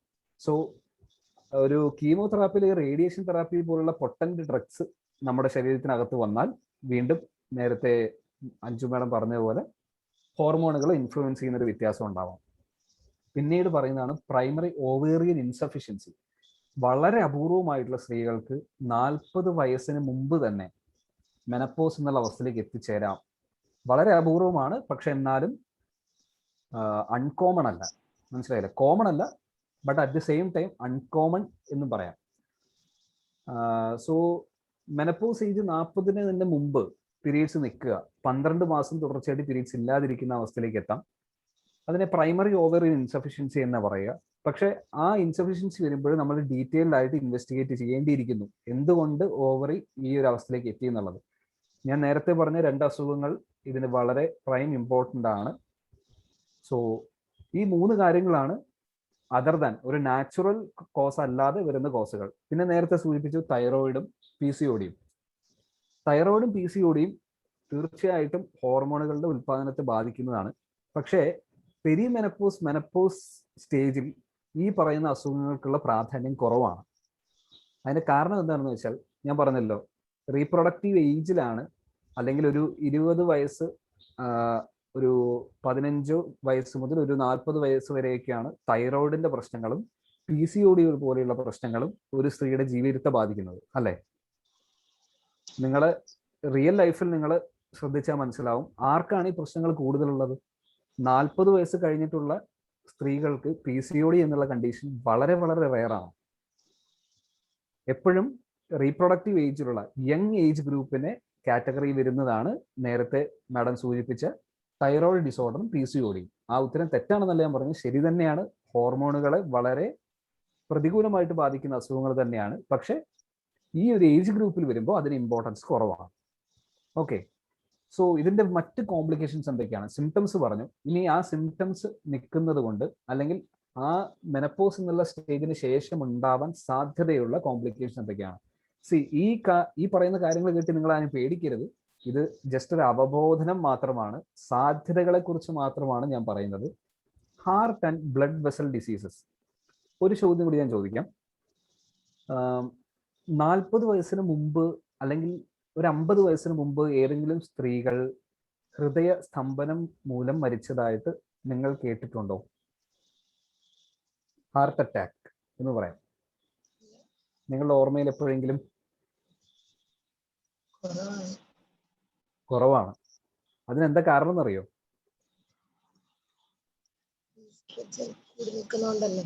കറക്റ്റ്, ഈസ്ട്രോജൻ ആണ് നിങ്ങളെ എന്താ പറയുക, ആ ഒരു വളരെ ദുർഘടം പിടിച്ച പാതയിലേക്ക് എത്താതെ നിങ്ങളെ സംരക്ഷിച്ച് നിർത്തുന്ന ഒരു ഹോർമോണാണ് oestrogen. Oestrogen hello okay. Oestrogen നമ്മുടെ ബോഡിയിലുള്ള എല്ലാ മെറ്റബോളിസത്തെയും കൺട്രോൾ ചെയ്യും. എപ്പോഴും ഇച്ചിരി ഹൈപ്പർ ആക്കി നമ്മളെ ഒരു സ്ത്രീയുടെ ശരീരത്തിൽ നിർത്തുന്ന ഒരു ഹോർമോണാണ് ഈസ്ട്രോജൻ. അതിന്റെ ഒരു ബാക്കിപത്രം എന്നുള്ള രീതിയിലാണ് ബ്ലഡ് വെസൽസിനെയും ഹാർട്ടിനെയും ബാധിക്കുന്ന അസുഖങ്ങൾ സ്വതവേ വളരെ കുറവാണ്. റീപ്രൊഡക്റ്റീവ് ഏജ് ഉള്ള സ്ത്രീകളുടെ കാര്യം ഞാൻ പറയുന്നത്. 50 വയസ്സ് വരെയൊക്കെ സ്ത്രീകൾക്ക് ഹൃദയ സംബന്ധമായും ബ്ലഡ് വെസൽ അഥവാ രക്തധമനി സംബന്ധമായിട്ടുള്ള അസുഖങ്ങൾക്ക് സാധ്യത വളരെ കുറവാണ്. നിങ്ങളെ സംരക്ഷിച്ച് നിർത്തുന്നത് ഈസ്ട്രോജൻ ആണ്. ഞാൻ നേരത്തെ സൂചിപ്പിച്ചു ബോൺ ലോസ് എന്ന് പറഞ്ഞു, ഓസ്റ്റിയോപൊറോസിസ് എന്ന് പറയും. സോ കാൽസ്യത്തിന്റെ കുറവ് സംഭവിക്കുക, പ്ലസ് അതിന്റെ കൂടെ വേറെ സാധനമുണ്ട് വിറ്റാമിൻ D. ഇത് രണ്ടും കൂടി ഒരുമിച്ച് കുറയുമ്പോഴാണ് ഓസ്റ്റിയോപൊറോസിസ് ഒരു കോംപ്ലിക്കേഷൻ ആയിട്ട് വരുന്നത്. അപ്പം വേറൊരു കാര്യം ഞാൻ പറയാം. ഒരു 50 or 60 വയസ്സിന് ശേഷമുള്ള ഒരു പുരുഷനും സ്ത്രീയും രണ്ടുപേരും ഒരു ചെറിയൊരു ഉയര വ്യത്യാസമുള്ള കട്ടിലിൽ നിന്ന് താഴേക്ക് വീണു എന്ന് വിചാരിക്കുക. ഒരു എക്സാമ്പിൾ ഞാൻ പറയുന്ന, അവിടെ എപ്പോഴും ഫ്രാക്ചറുകൾ സംഭവിക്കാനുള്ള സാധ്യത കൂടുതൽ സ്ത്രീകൾക്കാണ്. അതിനുള്ള റീസൺ ബോൺ ഡെൻസിറ്റി കുറഞ്ഞിരിക്കുന്നുള്ളതാണ്. കാൽസ്യം കാലക്രമേണ കുറഞ്ഞു വന്ന് ബോണിന്റെ കട്ടി കുറയുന്നത് മൂലം സ്ത്രീകൾക്ക് പെട്ടെന്ന് തന്നെ ബോൺ ഫ്രാക്ചർ ഉണ്ടാവാനുള്ള സാധ്യത കൂടുതലാണ്. പ്ലസ് 50 ഏജ് ഗ്രൂപ്പിലാണ് ഞാൻ പറയുന്നത്, 50-60 വയസ്സ് കഴിഞ്ഞിട്ടുള്ള സ്ത്രീകൾക്ക്. സോ അതിനുള്ള റീസൺ ആണ് ഓസ്റ്റിയോപൊറോസിസ്. നേരത്തെ ഞാൻ സൂചിപ്പിച്ചു യൂറിനറി ഇൻകോണ്ടിനൻസ്. ഞാൻ പറഞ്ഞല്ലോ, പേശികളിൽ ഉണ്ടാവുന്ന മാറ്റങ്ങളാണ്, പേശികളുടെ ദൃഢതക്കുറവ് മൂലം ഉണ്ടാവുന്ന ഒരു പ്രശ്നമാണ് യൂറിനറി ഇൻകോണ്ടിനൻസ്. നമുക്ക് ഹോൾഡ് ചെയ്യാൻ പറ്റാതെ വരിക, മൂത്രത്തെ തടഞ്ഞു നിർത്താൻ പറ്റാതെ വരിക, പോണം തോന്നിക്കഴിഞ്ഞാൽ ഉടനെ തന്നെ ബാത്റൂമിലേക്ക് റഷ് ചെയ്യേണ്ടി വരും, ഓടിപ്പോകേണ്ടി വരും. സെക്ഷുവൽ ഡിസ്ഫങ്ഷൻ ഇതിനോട് തന്നെ ചേർത്ത് വായിക്കേണ്ട ഒരു കാര്യമാണ്. ചിലർക്ക് വേദനയായിരിക്കാം, ചിലർക്ക് നേരത്തെ പറഞ്ഞത് ലിബിഡോ കുറഞ്ഞിരിക്കാം, അതായത് താല്പര്യക്കുറവുണ്ടാവാം. ഇതിനെല്ലാത്തിനും കാരണം അവിടെ ഉണ്ടാവുന്ന പേശികളുടെ വ്യത്യാസം, പ്ലസ് അവിടെ സ്രവങ്ങളുടെ ഉൽപാദനം ഈ പറയുന്ന ഹോർമോണുകളുടെ കുറവ് മൂലം കുറഞ്ഞിരിക്കും. എപ്പോഴും ആവശ്യത്തിന് സ്രവങ്ങളുടെ ഉൽപാദനം നടക്കാത്തത് മൂലവും അങ്ങനെ സംഭവിക്കാം. വെയിറ്റ് ഗെയിൻ ഞാൻ നേരത്തെ സൂചിപ്പിച്ചു. ഈസ്ട്രോജൻ ഒരു സ്ത്രീയെ എപ്പോഴും ഹൈപ്പർ ആക്കി നിർത്തുന്നത് കൊണ്ട് തന്നെ ഈസ്ട്രോജൻ കുറഞ്ഞു വരുമ്പോൾ അവരുടെ ആക്ടിവിറ്റി അല്ലെങ്കിൽ ബോഡി വൈറ്റാലിറ്റിയും കുറഞ്ഞു വരുന്നത് കൊണ്ട് വെയിറ്റ് കൂടി വരാനുള്ള ചാൻസ് ഉണ്ട്. ശരീരഭാരം നമ്മുടെ കൺട്രോളിൽ നിൽക്കാതെ വരും. ഇത് എല്ലാവർക്കും ഉണ്ടാവണമെന്നില്ല കേട്ടോ, വളരെ അപൂർവമായിട്ട് കാണാറുള്ളൂ. സോ നമ്മളിപ്പോൾ എന്തൊക്കെ പറഞ്ഞു? മെനപ്പോസ് എന്താന്ന് പറഞ്ഞു, പെരിമെനപ്പോസ് എന്താന്ന് പറഞ്ഞു, എന്തുകൊണ്ട് സംഭവിക്കുന്നു എന്ന് പറഞ്ഞു, സിംറ്റംസ് പറഞ്ഞു, അതിനുകൊണ്ടുണ്ടാവുന്ന കോംപ്ലിക്കേഷൻസ് പറഞ്ഞു. ഇത്രയും കാര്യങ്ങളിൽ എന്തെങ്കിലും ഞാൻ പറഞ്ഞത് മനസ്സിലാവാത്തതുണ്ടെങ്കിൽ ഇപ്പൊ തന്നെ ചോദിക്കാം. കാരണം നമ്മളിനി പതുക്കെ ട്രീറ്റ്മെന്റ് സൈഡിലേക്ക് കിടക്കാൻ പോകും. ട്രീറ്റ്മെന്റ് വളരെ ഇലാബറേറ്റഡ് ആയിട്ടൊന്നും ഞാൻ പറയുന്നില്ല, പക്ഷെ എന്നാലും വളരെ അത്യാവശ്യം ചെറിയ കാര്യങ്ങൾ മെൻഷൻ ചെയ്തു പോവാം. അൺമ്യൂട്ട് ചെയ്തിട്ട് ചോദിച്ചോട്ടെ, ക്വസ്റ്റ്യൻ ചോദിക്കണമെങ്കിൽ. ആർക്കെങ്കിലും ആരും ചോദിക്കാം, അല്ലെങ്കിൽ സെഷന്റെ അവസാനം ചോദിച്ചാൽ മതിയെങ്കിൽ അങ്ങനെ ആയാലും കുഴപ്പമില്ല. കുഴപ്പമില്ലാന്ന് തോന്നുന്നു doctor. Okay, fine. So when to see a doctor, ഞാൻ ഇത്രയും നേരം പറഞ്ഞല്ലോ, സിംറ്റംസ് പറഞ്ഞു, കോംപ്ലിക്കേഷൻസ് പറഞ്ഞു. എപ്പോഴാണ് നിങ്ങളൊരു ഡോക്ടറെ കാണേണ്ടത്? ഞാൻ നേരത്തെ സൂചിപ്പിച്ചു തുടക്കത്തിൽ തന്നെ, ഇതൊരു അസുഖമല്ല. This is not a disease. ഇതൊരു സ്ത്രീയുടെ ജീവിത ചക്രത്തെ സംബന്ധിച്ചിടത്തോളം നാച്ചുറലി സംഭവിക്കുന്ന ഒരു കാര്യമാണ്. ഇതൊരു അസുഖമല്ലാത്തത് കൊണ്ട് ഡോക്ടറെ കാണേണ്ട ആവശ്യമുണ്ടോ? എന്ത് തോന്നുന്നു? നമുക്ക് അസുഖം ഉണ്ടെങ്കിൽ ഡോക്ടറെ കണ്ടാൽ പോരെ? പക്ഷെ അങ്ങനെയല്ല. എപ്പോഴും ഞാൻ പറഞ്ഞല്ലോ, കോംപ്ലിക്കേഷൻസ് ഉണ്ടാവാനുള്ള സാധ്യത ഈസ്ട്രോജന്റെ ലെവല് കുറഞ്ഞു വരുമ്പോഴത്തേക്കും പോസിബിലിറ്റി കൂടുതലായി വരുമ്പോൾ ഒരു ഡോക്ടറെ അല്ലെങ്കിൽ ഒരു ഫാമിലി ഫിസിഷ്യൻ എന്നുള്ളൊരു കൺസെപ്റ്റിലാണ് ഞാൻ പറയുന്നത്. ഒരു സ്പെഷ്യലിസ്റ്റിനെ ചെന്ന് കാണണം എന്നല്ല, ഒരിക്കലും തെറ്റിദ്ധരിക്കരുത്. നിങ്ങളുടെ ഒരു ഫാമിലി ഫിസിഷ്യൻ അല്ലെങ്കിൽ ഒരു ജനറൽ ഫിസിഷ്യനെ നിങ്ങൾ എപ്പോഴും കോൺസ്റ്റന്റ് ആയിട്ട് നിങ്ങളുടെ സിംറ്റംസുമായിട്ട് ഫെമിലറൈസ് ചെയ്യണം. കാരണം ചെറിയ സിംറ്റംസ് ആയിരിക്കാം നിങ്ങളുടെ ഒരു വരാൻ പോകുന്ന ഒരു അസുഖത്തിന്റെ അല്ലെങ്കിൽ വരാൻ പോകുന്ന ഒരു കോംപ്ലിക്കേഷൻസിന്റെ ഏറ്റവും മിനിമൽ സിംറ്റംസ് എന്ന് പറയും. അതായത് ശരീരം ആദ്യം തരുന്ന വാർണിങ്സ്. ഒരിക്കലും അതിനെ ഇഗ്നോർ ചെയ്യരുത്, അതിനെ ഒരിക്കലും തള്ളിക്കളയരുത്. അവിടെയാണ് ഞാൻ പറഞ്ഞിരിക്കുന്ന രണ്ടാമത് ഹൈലൈറ്റ് ചെയ്തിരിക്കുന്ന പ്രിവെന്റീവ് ഹെൽത്ത് കെയർ എന്നുള്ളതിന്റെ പ്രാധാന്യം വരുന്നത്. ഇന്ന് പണ്ട് പഴമക്കാർ പറയാറുണ്ടല്ലോ, ഇപ്പൊ എടുത്ത മുള്ളുകൊണ്ട് എടുക്കാം, അല്ലെങ്കിൽ പിന്നെ തൂമ്പാവുകൊണ്ട് എടുക്കേണ്ടി വരും എന്ന് പറയില്ലേ? അല്ലെങ്കിൽ പിന്നുകൊണ്ട് എടുക്കാം, പിന്നെയും വളർന്നു കഴിഞ്ഞാൽ തൂമ്പാവുകൊണ്ട് എടുക്കേണ്ടി വരും. അതുപോലെ തന്നെയാണ് നമുക്കുണ്ടാവുന്ന ചെറിയ സിംറ്റംസ്, ആ വാർണിംഗ് സൈൻസ് അപ്പോൾ തന്നെ ഒരു ഡോക്ടറെ അടുത്ത് അതിന്റെ കോഷൻ അല്ലെങ്കിൽ സാർ ഇതിനെന്താണ് ചെയ്യേണ്ടത്, എന്തെങ്കിലും ഇൻവെസ്റ്റിഗേറ്റ് ചെയ്യേണ്ടതുണ്ടോ എന്ന് കൺസൾട്ട് ചെയ്യുന്നതാണ് എപ്പോഴും നല്ലത്. പക്ഷെ ബെറ്റർ ലേറ്റ് ദാൻ നെവർ. നിങ്ങളിപ്പോൾ ആദ്യം പോയില്ല എന്ന് ഓർത്തുകൊണ്ട് പിന്നീട് സിംറ്റംസ് ഉണ്ടാകുമ്പോൾ ഇനിയിപ്പോൾ പോയിട്ട് കാര്യമില്ല എന്നൊരിക്കലും വിചാരിക്കരുത്. എപ്പോഴാണോ നിങ്ങൾക്ക് സ്ട്രൈക്കിംഗ് ആയിട്ട് ഒരു സിംറ്റംസ് ഈ പറയുന്ന പെരിമെനപ്പോസൽ സ്റ്റേജിലും മെനപ്പോസൽ സ്റ്റേജിലും തോന്നുന്നത്, ഉടനെ തന്നെ നിങ്ങളുടെ നിയറസ്റ്റ് ഡോക്ടറെ കൺസൾട്ട് ചെയ്യണം. So when symptoms appears troublesome, നമ്മുടെ സാധാരണ ജീവിതത്തെ എപ്പോഴാണോ ഈ സിംറ്റംസ് എല്ലാം ബാധിച്ചു തുടങ്ങുന്നത്, ആ സമയത്ത് നിർബന്ധമായിട്ടും നിങ്ങളൊരു ഡോക്ടറുടെ സേവനം തേടിയിരിക്കണം. എനിക്കൊരു കേസ് വന്നൊരു ഉദാഹരണം ഞാൻ പറയാം. ഒരു ആയുർവേദ ആശുപത്രിയിൽ വർക്ക് ചെയ്തിരുന്ന നേഴ്സാണ്. ഞാനിത് അവരുടെ ജോലി കൂടി പറയാനുള്ള ഒരു കാരണം എന്താണെന്ന് വെച്ചാൽ നിങ്ങളൊന്ന് അറിഞ്ഞിരിക്കാൻ വേണ്ട. എന്ന് വെച്ചാൽ ഒരു കോമൺ മാൻ ആണെങ്കിൽ ഓക്കെ, അവരുടെ അറിവില്ലായ്മയായിരിക്കാം എന്ന് വിചാരിക്കാം.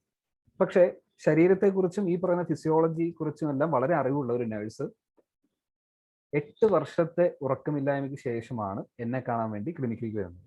ഒന്ന് ആലോചിച്ച് നോക്കണം, 8 വർഷങ്ങൾ കൊണ്ട് അവർ ഡയബറ്റിക് ആയി. സോ അവിടെ കോംപ്ലിക്കേഷൻസ് കൂടി വരിക. ഡയബറ്റിസ് എന്നുള്ള അസുഖം ഒരു ദിവസം കൊണ്ട് ഉണ്ടാവുന്നതല്ല, അതൊരു ലോങ് പ്രോസസ്സാണ്. പക്ഷെ ഇവരുടെ ഉറക്കമില്ലായ്മ എന്ന് പറയുന്നത് ഈ പറയുന്ന ഡയബറ്റിസിന്റെ ഒരു സ്പീഡ് ഉണ്ടല്ലോ, അല്ലെങ്കിൽ ഇത്ര വർഷം കൊണ്ട് അസുഖമായി കൺവേർട്ട് ചെയ്യപ്പെടുന്ന ഒരു തോത്, അതിനെ വളരെ പ്രതികൂലമായിട്ട് ബാധിച്ചു. അതുകൊണ്ട് തന്നെ വളരെയധികം ക്ഷീണവും ഉറക്കമില്ലായ്മ, ഒരു ദിവസം 2 മണിക്കൂറൊക്കെ അവർ ഉറങ്ങിക്കൊണ്ടിരുന്നത്. അതായത് പകല് 3 മണി വരെ 4 മണി വരെ അവർ ഉണർന്ന് കിടന്ന് അതിനുശേഷം ഒരു 6:30-7 മണി വരെ ഉറങ്ങും. സോ ആ ഒരു അവസ്ഥയിലാണ് എന്നെ കാണാൻ വരുന്നത്. അങ്ങനെ ഒരിക്കലും ഒരു സിംറ്റം ഒരു ഇഗ്നോർ ചെയ്ത് ഒരു വ്യക്തിയും അവരുടെ ആരോഗ്യത്തെ നശിപ്പിക്കരുത് എന്നുള്ളത് കൊണ്ടാണ് ഞാൻ ആ ട്രബിൾസം എന്നുള്ള വാക്ക് വളരെ ബോൾഡായിട്ട് ഇട്ടിരിക്കുന്നത്. മൂന്നാമത്തെ പോയിന്റ് ആണെങ്കിലും ഇത് വളരെ പ്രധാനപ്പെട്ട ഒരു പോയിന്റാണ്. ഒരു ഡോക്ടറെ കണ്ടതിന് ശേഷം മാത്രം നിങ്ങൾ ലാബ് ടെസ്റ്റുകളെ കുറിച്ച് ആലോചിച്ചാൽ മതി. വേറെ ഒന്നും കൊണ്ടല്ല, നേരത്തെ സൂചിപ്പിച്ച ഹോർമോണുകൾ 3 ഹോർമോണുകൾ മാത്രമല്ല നിങ്ങൾ മെനപ്പോസ് ആണ് അല്ലെങ്കിൽ പെരിമെനപ്പോസ് ആണോ എന്ന് നോക്കാനായിട്ട് ഒരു ഡോക്ടർ സഹായിക്കുന്നത്. ഞാൻ നേരത്തെ പറഞ്ഞു, കാൽസ്യത്തിന്റെ കുറവുണ്ടാവാം, വിറ്റാമിൻ ഡിയുടെ കുറവുണ്ടാവാം, അതിനോടൊപ്പം തന്നെ AMH എന്ന് പറയും, ആന്റിമുള്ള ഒരു അറിവിലേക്കായിട്ട് ഞാൻ പറയാം. സോ ഇങ്ങനെ പല ഹോർമോണുകളോ അല്ലെങ്കിൽ ശരീരത്തിലുണ്ടാവുന്ന ഡിപ്ലീഷൻ കുറവുകളോ നമുക്ക് ലാബ് ടെസ്റ്റ് വഴി നോക്കേണ്ടി വരാം. പക്ഷേ നിങ്ങളുടെ ലക്ഷണങ്ങൾക്കനുസരിച്ച് മാത്രമേ ഒരു ലാബ് ടെസ്റ്റ് ഏത് ചെയ്യണമെന്ന് നിർണ്ണയിക്കാൻ സാധിക്കൂ. അതാണ് അതിന്റെ പ്രാധാന്യം. നമ്മളിപ്പോൾ സ്വയം ഒരു ലാബിൽ പോയി എനിക്ക് ഇന്ന കാര്യം ടെസ്റ്റ് ചെയ്യണം, ചിലപ്പോൾ അത് നോർമൽ ആയിരിക്കാം, നിങ്ങളുടെ ലക്ഷണത്തിനനുസരിച്ച് ചിലപ്പോൾ അതല്ല നോക്കേണ്ടിയിരുന്നതെന്ന് വരാം. അപ്പോൾ അങ്ങനെയുള്ള കാര്യങ്ങൾ അറിയണമെങ്കിൽ തീർച്ചയായിട്ടും നിങ്ങളൊരു ഡോക്ടറുടെ സേവനം തേടിയതിനു ശേഷം മാത്രം അദ്ദേഹത്തിന്റെ ഒരു കൺസൾട്ടേഷൻ എടുത്തതിന് ശേഷം മാത്രം വേണ്ട ലാബ് ടെസ്റ്റുകൾ ചെയ്താൽ മതി. അനാവശ്യമായിട്ട് ലാബ് ടെസ്റ്റുകൾ ചെയ്യേണ്ട ഒരു ആവശ്യവും ഇല്ല. അങ്ങനെ 2 ഗുണങ്ങളാണ് അതിലുള്ളത്. സോ എന്തൊക്കെ ചെയ്യാം, ചെയ്യാതിരിക്കാം. നേരത്തെ പറഞ്ഞു മൂഡ് സ്വിങ്സിന്റെ കാര്യം പറഞ്ഞു, ഡിപ്രഷന്റെ കാര്യം പറഞ്ഞു. വളരെ കോമൺ ആണ് ഈ ഒരു ട്രാൻസിഷൻ സ്റ്റേജിൽ വളരെ മൂഡ് സ്വിങ്സ് ഉണ്ടാവാറുണ്ട്. സോ ഈ കാര്യങ്ങളൊക്കെ നിങ്ങൾ വളരെയധികം ശ്രദ്ധിക്കേണ്ടതാണ്. Keep your doctor in the loop. ഞാൻ നേരത്തെ പറഞ്ഞു, ചെറിയ സിംറ്റംസ് വന്നാൽ ഇഗ്നോർ ചെയ്യരുത്. എപ്പോഴും ഡോക്ടറുമായിട്ട് കോൺസ്റ്റന്റ് ആയിട്ട് ടച്ചിൽ ഉണ്ടാവണം. എക്സസൈസ് ചെയ്യുന്നത് വളരെ വളരെ ഇമ്പോർട്ടൻ്റ് ആണ്. ഞാൻ പറഞ്ഞു വെയിറ്റ് ഗെയിൻ എന്നൊരു കാര്യം പറഞ്ഞു, നമ്മുടെ ബോഡി ആക്ടിവിറ്റി കുറയും എന്നൊരു കാര്യം പറഞ്ഞു. ഇത് രണ്ടും കൂടി വരുമ്പോൾ നമ്മൾ എന്ത് ചെയ്യണം? അതിനെ എക്സസൈസ് ചെയ്ത് കോംപ്ലിമെന്റ് ചെയ്ത് പോകണം. അല്ലെന്നുണ്ടെങ്കിൽ വെയിറ്റ് ഗെയിൻ മൂലം ഉണ്ടാവുന്ന അസുഖങ്ങളിലേക്ക് വളരെ പെട്ടെന്ന് തന്നെ എത്തിച്ചേരും. അതായത് diabetes, hyper tension, hyper lipidaemia അല്ലെങ്കിൽ കൊളസ്ട്രോൾ, ഈ 3 ജീവിതശൈലി രോഗങ്ങളിലേക്ക് പെരിമെനപ്പോസൽ അല്ലെങ്കിൽ ഒരു മെനിപ്പോസൽ വുമൺ എത്തിച്ചേരാനുള്ള സാധ്യത കൂടുതലാണ്. സോ നിർബന്ധമായിട്ടും 30 മിനിറ്റ് മുതൽ 1 മണിക്കൂർ വരെ, മിനിമം 30 മിനിറ്റ്, മാക്സിമം 1 മണിക്കൂർ വരെ വ്യായാമം ചെയ്യാനായിട്ട് ശ്രദ്ധിക്കുക. വ്യായാമം എന്ന് പറയുമ്പോൾ എല്ലാവരും അല്ലെങ്കിൽ ജിമ്മിൽ പോകുന്നതാണ് വ്യായാമം. ഒരിക്കലും അല്ല. നിങ്ങളുടെ വീടുകളിൽ തന്നെ ചെയ്യാവുന്ന വ്യായാമങ്ങളുണ്ട്. നടക്കാം, വീട്ടിലെ സ്റ്റെയർ ഒക്കെ ഉണ്ടെങ്കിൽ സ്റ്റെപ്പ് കയറി ഇറങ്ങാം.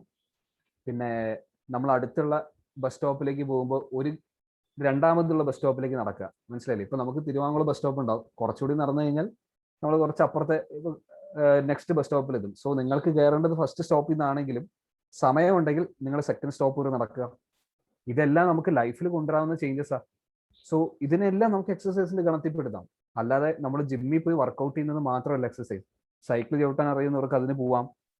ഇൻ കേസ് ബാഡ്മിന്റൺ കളിക്കാം, ഷട്ടിലും ബാഡ്മിന്റൺ കളിക്കാനാണെങ്കിൽ കൂട്ടിന് ആൾക്കാരുണ്ടെങ്കിൽ തീർച്ചയായിട്ടും അതും ഈ പറയുന്ന എല്ലാ കാര്യങ്ങളും എക്സസൈസിന്റെ കൂട്ടത്തിൽ തന്നെ വരുന്നതാണ്. സോ ദിവസം ഒരു 30 മിനിറ്റ് മുതൽ 1 മണിക്കൂർ വരെ നിങ്ങൾ ബോഡി ആക്ടിവിറ്റി കൂട്ടിക്കൊണ്ട് എൻഗേജ് ചെയ്യണം. പിന്നെ socialize with friends and family. ഞാൻ സൂചിപ്പിച്ചു, മൂഡ് സ്വിങ്സ് ഉണ്ടാകുമ്പോൾ സ്വാഭാവികമായിട്ട് നമുക്ക് ഏറ്റവും അടുത്ത് നമ്മൾ ടൈം സ്പെൻഡ് ചെയ്യാൻ ഇഷ്ടപ്പെടുന്ന ആൾക്കാരുടെ കൂടെ ടൈം സ്പെൻഡ് ചെയ്യാൻ ശ്രദ്ധിക്കുക. അവരുമായിട്ട് ഫോൺ വഴിയോ, ഇപ്പോഴത്തെ പ്രത്യേകിച്ച് ഈ കോവിഡിന്റെ സാഹചര്യത്തിൽ എല്ലാവരും അകന്ന് നിൽക്കുന്ന ഒരു സാഹചര്യത്തിൽ ഇതിന് വളരെ പ്രസക്തിയുണ്ട്. നമ്മൾ സോഷ്യലൈസ് ചെയ്യണം. ഈ പറയുന്ന നമ്മൾ ഈ കാണുന്ന മീറ്റിംഗ് പോലെ തന്നെ നിങ്ങൾക്ക് ഫാമിലി മീറ്റിംഗ് ഒക്കെ വെക്കാം. ഞങ്ങൾ ഇടയ്ക്ക് വെച്ചിരുന്നു കേട്ടോ. ഈ കോവിഡ് തുടങ്ങി ഇപ്പോഴല്ല, ഇതിന്റെ ഫസ്റ്റ് വേവ് വന്ന സമയത്ത് ഞങ്ങൾ വെറുതെ ഒരു ഫാമിലി മീറ്റ് സൂം വഴി തന്നെ വെച്ചു. അപ്പൊ എല്ലാവരും ഇങ്ങനെ അടുത്തിരുന്ന് ഒരു വിർച്വൽ ഫാമിലി മീറ്റ് എന്ന് പറയാം. നമ്മൾ നേരിട്ട് കാണുന്നതിന് പകരം എല്ലാവരും ഇങ്ങനെ കണ്ട് വിശേഷങ്ങളൊക്കെ പങ്കുവെച്ചു. പക്ഷെ അത് വേറൊരു എക്സ്പീരിയൻസ് ആയിരുന്നു. ഞാൻ വിചാരിച്ചു ഭയങ്കര ബോറായിരിക്കും എന്ന് വെച്ചാൽ നേരിട്ട് കാണുമ്പോൾ തന്നെ കുശുമ്പും കുന്നാമിയും പറയുന്ന ആൾക്കാരുടെ ഇനി ഓൺലൈനും കൂടെ അത് കേൾക്കണമല്ലോ എന്നുള്ളൊരു ധാരണയിലെ കയറിയതെങ്കിലും ഭയങ്കര രസമായിരുന്നത്. എല്ലാവരും കൂടി, പ്രത്യേകിച്ച് പ്രായമായിട്ടുള്ളവർക്ക്, അവർ ഈ ഇങ്ങനെയുള്ള കമ്പ്യൂട്ടർ ലാപ്ടോപ്പ് ഒന്നും കണ്ടിട്ടില്ല. അപ്പൊ അവരുടെ ഒരു എക്സൈറ്റ്മെന്റും കാര്യങ്ങളും എല്ലാം അതെല്ലാം നമ്മൾ എക്സ്പീരിയൻസ് ചെയ്യേണ്ടതാണ്. സോ നിങ്ങൾക്ക് പറ്റുമെങ്കിൽ അങ്ങനെയുള്ള കാര്യങ്ങൾ ചെയ്യുക. മെഡിറ്റേറ്റ് ചെയ്യുക. മെഡിറ്റേറ്റ് എന്ന് പറയുമ്പോൾ ഈ പറയുന്ന പ്രാർത്ഥന ഒരു മെഡിറ്റേഷൻ ആണ്, പാട്ട് കേൾക്കുന്ന മെഡിറ്റേഷൻ ആണ്, സിനിമ കാണുന്ന ഒരു മെഡിറ്റേഷൻ ആണ്. നിങ്ങൾക്ക് ഇഷ്ടമുള്ള കാര്യങ്ങൾ എന്ത് ചെയ്താലും നിങ്ങളൊരു മെഡിറ്റേഷൻ എന്നുള്ള ഒരു ഗണത്തിൽ വരാം. ഈറ്റ് ഹെൽത്തി, വളരെ ഹെൽത്തി ആയിട്ടുള്ള ഭക്ഷണങ്ങൾ കഴിക്കുക. കഴിവതും ഫ്രീസ് ചെയ്ത അല്ലെങ്കിൽ ഫ്രിഡ്ജിനകത്തൊക്കെ വെച്ച ഭക്ഷണങ്ങൾ ഒഴിവാക്കുക. ഫ്രഷ്ലി പ്രിപ്പയർഡ് ആയിട്ടുള്ള ഫുഡ് കഴിക്കാൻ ശ്രദ്ധിക്കുക. ആൽക്കഹോൾ ആൻഡ് സ്മോക്കിംഗ് ഒരു ഇന്ത്യൻ കോണ്ടെക്സ്റ്റിൽ പറയേണ്ട കാര്യമല്ല എന്ന് എനിക്കറിയാം. പക്ഷെ എന്നാലും ഇവിടെയും മെട്രോ നഗരങ്ങളിൽ എല്ലാവരും സ്ത്രീകളും മദ്യപാനം അല്ലെങ്കിൽ പുകവലിയിലേക്ക് വരുന്നുണ്ട്. സോ അങ്ങനെ ഒരു പ്രവണത ഉണ്ടെങ്കിലും ഈ പറയുന്ന സ്റ്റേജ്, പെരിമെനപ്പോസ് അല്ലെങ്കിൽ മെനപ്പോസ് സ്റ്റേജിൽ തീർച്ചയായിട്ടും അത് അവോയ്ഡ് ചെയ്യേണ്ട കാര്യം തന്നെയാണ്. So eat healthy diet, low in fat, high in fibre, plenty of fruits, vegetables and whole grain food. So ഞാൻ നേരത്തെ സൂചിപ്പിച്ചു calcium and vitamin D. Calcium കിട്ടണമെങ്കിൽ നമ്മൾ മിൽക്ക് പ്രോഡക്ട്സ് കൺസ്യൂം ചെയ്യണം. മനസ്സിലായില്ലേ? പാല്, പനീർ, അതുപോലെ തൈര്, യോഗറട്ട് എന്ന് പറയും, തൈര്, അങ്ങനെയുള്ള കാര്യങ്ങളൊക്കെ നമ്മുടെ ഡയറ്റിലേക്ക് മുമ്പത്തെക്കാളും കുറച്ചുകൂടി കൂടുതൽ ഉൾപ്പെടുത്തി വിറ്റാമിൻ സി നമ്മുടെ ശരീരത്തിലേക്ക് കൂടുതൽ എടുക്കാനായിട്ട് ശ്രദ്ധിക്കുക. വിറ്റാമിൻ ഡി കിട്ടാനായിട്ട് രാവിലെയും വൈകിട്ടും ഇളം വെയിൽ കൊള്ളുക. പ്ലസ് നോൺ വെജ് കഴിക്കുന്നവരാണെങ്കിൽ മുട്ട, താറാവ് മുട്ടയാണ് നല്ലത് കുറച്ചുകൂടി ഹെൽത്തിന്. പിന്നെ മീറ്റ് എന്ന് പറയുമ്പോഴത്തേക്കും കൊളസ്ട്രോൾ ഒക്കെ ഉള്ളവർ എപ്പോഴും അവരുടെ കൺസേൺഡ് ഡോക്ടറെ സമീപിച്ചതിന് ശേഷം മാത്രം മീറ്റ് കൺസ്യൂം ചെയ്യാൻ പാടുള്ളൂ. അവർ കഴിക്കുന്ന മരുന്നുകളെയും അവരുടെ കൊളസ്ട്രോളിന്റെ അവസ്ഥയ്ക്ക് അനുസരിച്ചിരിക്കും. അവർക്ക് ഇപ്പം ചിലർക്ക് ആഴ്ചയിൽ കഴിക്കുന്നതുകൊണ്ട് കുഴപ്പമുണ്ടാവില്ല, അപ്പോൾ ചിലർക്ക് അങ്ങനെ കഴിക്കാൻ ബുദ്ധിമുട്ടുള്ളവരുണ്ടാവാം. സോ ഇതെല്ലാം ഞാൻ കോമൺ ആയിട്ട് പറയുന്ന കാര്യങ്ങളാണ്. ഇതിനെല്ലാവർക്കും ഇൻഡിവിജ്വൽ ആയിട്ട് വ്യത്യാസങ്ങൾ ഉണ്ടാവാം. സോ നിങ്ങളുടെ കൺസേൺ ഡോക്ടറെ കൺസൾട്ട് ചെയ്തതിനു ശേഷം മാത്രം നിങ്ങൾ ഈ പറയുന്ന കാര്യങ്ങൾ ചെയ്യാൻ പാടുള്ളൂ. നിങ്ങളുടെ ഹെൽത്തി വെയിറ്റ് എന്താണെന്ന് നിർബന്ധമായിട്ട് അറിഞ്ഞിരിക്കണം. ബോഡി മാസ് ഇൻഡെക്സ് എന്ന് പറഞ്ഞൊരു സ്കെയിൽ വെച്ചിട്ടാണ് നമ്മൾ ഒരാളുടെ ഹൈറ്റും അതിനനുസൃതമായിട്ടുള്ള വെയിറ്റിംഗ് കാൽക്കുലേറ്റ് ചെയ്യുന്നത്. സോ അതെന്താണെന്ന് നിർബന്ധമായിട്ട് അറിഞ്ഞിരിക്കണം. അതിലുണ്ടാകുന്ന ഏറ്റക്കുറച്ചിലുകളും നിങ്ങൾ മനസ്സിലാക്കിയിരിക്കണം. പിന്നെ ഹാർട്ട് ഡിസീസ് ഓസ്റ്റിയോപൊറോസിസും ഞാൻ ഓൾറെഡി പറഞ്ഞു. ഇതിന്റെ ലക്ഷണങ്ങളും എന്ത് വന്നു കഴിഞ്ഞാലും ഇമ്മീഡിയറ്റ്ലി നിങ്ങൾ ഡോക്ടറെ തന്നെ കൺസൾട്ട് ചെയ്യേണ്ടതാണ്. സോ ഒരു ചെറിയൊരു 10 മിനിറ്റ് കൂടി പറഞ്ഞിട്ട് ഞാൻ വൈൻഡപ്പ് ചെയ്യാണ്. What homeopathy offers. ഹോമിയോപ്പതിക്ക് എന്താണ് ഈ പറയുന്ന അല്ലെങ്കിൽ പെരിമെനപ്പോസ് അല്ലെങ്കിൽ മെനപ്പോസ് സ്റ്റേജിൽ ചെയ്യാൻ കഴിയുന്നുള്ളത്? Symptomatic corrections. ഇത് ഹോമിയോപ്പതി മാത്രമല്ല, എല്ലാ ഡോക്ടർമാരും, ഐ മീൻ ഏത് പതിയായാലും, ആയുർവേദം ആയാലും അലോപ്പതി ആയാലും ആരായാലും സിംറ്റംസിനെ ഡിപ്പെൻഡ് ചെയ്തുകൊണ്ടാണ് ചികിത്സ നിശ്ചയിക്കുന്നത്. ഞാൻ നേരത്തെ സൂചിപ്പിച്ചല്ലോ, ഇതിനെല്ലാം ഇൻഡിവിജ്വലിസ്റ്റിക് വ്യത്യാസമുണ്ട്. ഒരു 10 സ്ത്രീകളെ എടുത്തു കഴിഞ്ഞാൽ 10 പേർക്കും 10 തരത്തിലുള്ള സിംറ്റംസ് ആയിരിക്കാം. അതുകൊണ്ട് തന്നെ ഇതിന് വേറൊരു പേരും കൂടിയുണ്ട്, സിൻഡ്രോം എന്ന് കേട്ടിട്ടുണ്ടോ ആരെങ്കിലും? പോസ്റ്റ് മെനപ്പോസൽ സിൻഡ്രോം എന്ന് പറയും. സിൻഡ്രോം എന്ന് പറഞ്ഞാൽ ഒന്നുമില്ല, കേൾക്കുമ്പോൾ ജിമിട്ടം പേരൊക്കെയാണെന്നേ ഉള്ളൂ. കളക്ഷൻ ഓഫ് സിംറ്റംസ്, ഒരുപാട് സിംറ്റംസ് ഒരുമിച്ച് വരുന്നതിനാണ് സിൻഡ്രോം എന്ന് പറയുന്നത്. സോ അവർക്ക് ഓരോ ഇൻഡിവിജ്വലും ഉണ്ടാകുന്ന സിംറ്റംസ് അനുസരിച്ച് കറക്റ്റ് ചെയ്യുക. ചിലർക്ക് ഉറക്കക്കുറവായിരിക്കും, ചിലർക്ക് ഭാരം കൂടുന്നതായിരിക്കും, ചിലർക്ക് ഈ പറയുന്ന ഹോട്ട് ഫ്ലാഷസ് ഉണ്ടാവാം, ചിലർക്ക് ഇതൊന്നും ഉണ്ടാവില്ല, ചെറിയൊരു എന്താ പറയുക ശരീരവേദന, ഒരു തോള് വേദന ഉണ്ടാവും, ചിലപ്പോൾ മുട്ടുവേദനയായിരിക്കും.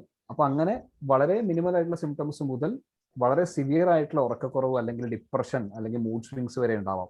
സോ ഇതെല്ലാം ഒരു വൈഡ് റേഞ്ച് ഓഫ് സിംറ്റംസ് ആണ്. ആ സിംറ്റംസിന് അനുസരിച്ചുള്ള ചികിത്സ തീർച്ചയായിട്ടും ഹോമിയോപ്പതി വാഗ്ദാനം ചെയ്യുന്നുണ്ട്. കോൺസ്റ്റിറ്റ്യൂഷണൽ കറക്ഷൻ, ഇതും വളരെ പ്രധാനപ്പെട്ടതാണ്. കാരണം ഒരു ഈ മെനപ്പോസൽ അല്ലെങ്കിൽ മെനപ്പോസൽ വുമണിന് അത് മാത്രമായിരിക്കില്ല അവരുടെ ശാരീരിക പ്രശ്നം, അല്ലേ? ചിലപ്പോൾ ഞാൻ നേരത്തെ സൂചിപ്പിച്ചു ജീവിതശൈലി രോഗങ്ങൾ ഏതെങ്കിലും ഉണ്ടാവാം, അല്ലെങ്കിൽ മുമ്പ് തൈറോയിഡിന് മരുന്ന് കഴിക്കുന്നവരായിരിക്കാം, അല്ലെങ്കിൽ എന്താ പറയുക മറ്റെന്തെങ്കിലും അസുഖങ്ങളായിക്കോട്ടെ. ചിലർക്ക് ക്രോണിക് ആയിട്ടുള്ള അലർജി ഉണ്ടാവാം, അല്ലെങ്കിൽ ഒരു ക്രോണിക് ആയിട്ട് ലിവറിന് എന്തെങ്കിലും പ്രശ്നങ്ങളായിരിക്കാം. നമ്മുടെ ഇതൊക്കെ പറയില്ലേ, ഇപ്പൊ ആർക്കായാലും 40 വയസ്സ് കഴിഞ്ഞാൽ അബ്ഡമൻ സ്കാൻ ചെയ്ത് നോക്കി കഴിഞ്ഞാൽ ഫാറ്റി ലിവർ ഉണ്ടാവും. അത് നമ്മുടെ ഭക്ഷണ രീതിയുടെ കൂടെ പ്രശ്നങ്ങളാണ്. സോ അങ്ങനെയുള്ള അസുഖങ്ങളെ കൂടി മുൻകരുതൽ എടുത്തുകൊണ്ട് നിങ്ങൾക്ക് ഹോമിയോപ്പതി ട്രീറ്റ്മെന്റ് എടുക്കാൻ സാധിക്കുന്നതാണ്. പിന്നെ വളരെ gentle, safe and effective cure എന്നുള്ള വാക്ക് ഞാൻ ഹൈലൈറ്റ് ചെയ്തിരിക്കുന്നത് വേറൊന്നും കൊണ്ടല്ല. ഹോമിയോപ്പതി മരുന്നുകൾ ഒരിക്കലും നിങ്ങൾക്ക് ആജീവനാന്ത കാലം കഴിക്കേണ്ട ആവശ്യമില്ല. 90% കേസുകളിലും പലപ്പോഴും പലരും ചികിത്സയ്ക്ക് പോകാൻ മടിക്കുന്നതിന്റെ ഒരു കാരണം അതാണ്.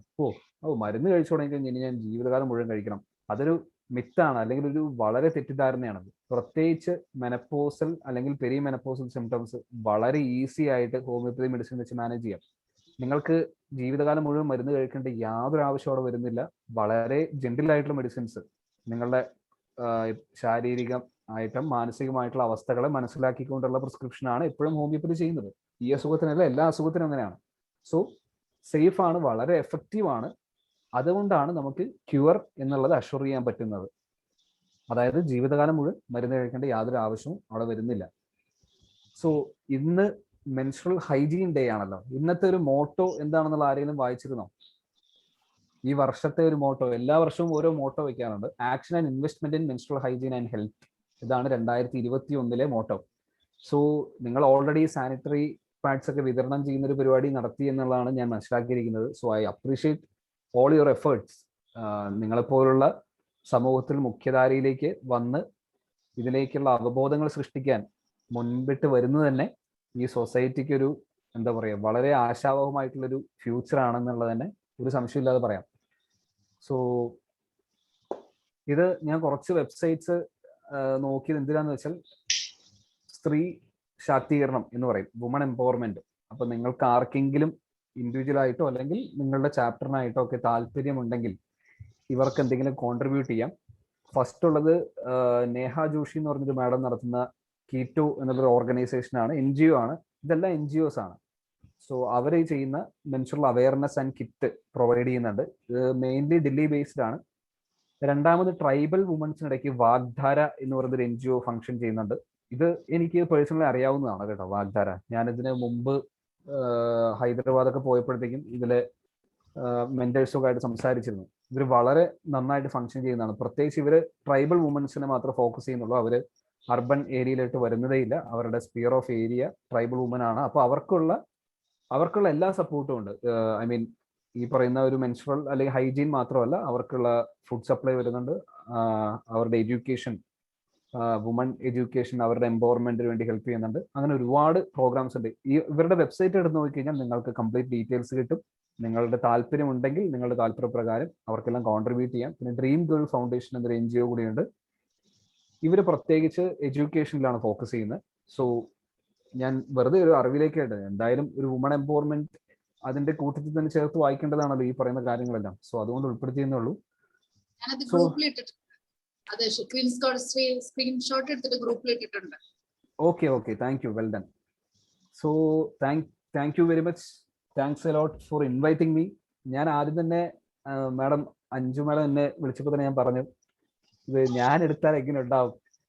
അതായത് പ്രത്യേകിച്ച് ഒരു മെയിലാണ്, നമ്മുടെ ഡിഗ്നിറ്ററി സൂചിപ്പിച്ചല്ലോ ആദ്യം തന്നെ, ഇത് ഒരു മെയിൽ തന്നെ ഹാൻഡിൽ ചെയ്യുന്നതുകൊണ്ട് എങ്ങനെ ഉണ്ടാവും എന്ന് ഞാൻ ചോദിച്ചിരുന്നു. പക്ഷെ എനിക്ക് യാതൊരു പ്രശ്നം ഉണ്ടായിരുന്നില്ല, കാരണം നമ്മൾ ഇത് പല കേസുകളും കാണുന്നതാണ്. പക്ഷെ നിങ്ങൾക്ക് അതിനകത്തൊരു ബുദ്ധിമുട്ട് ഉണ്ടാവും എന്നുള്ളതായിരുന്നു എൻ്റെ സംശയം. So once again I am thanking from a bottom of heart to all the dignitaries who have invited me to this session, and I'm very grateful and happy to spend some quality time with you people, and thank you for all your responses for my questions.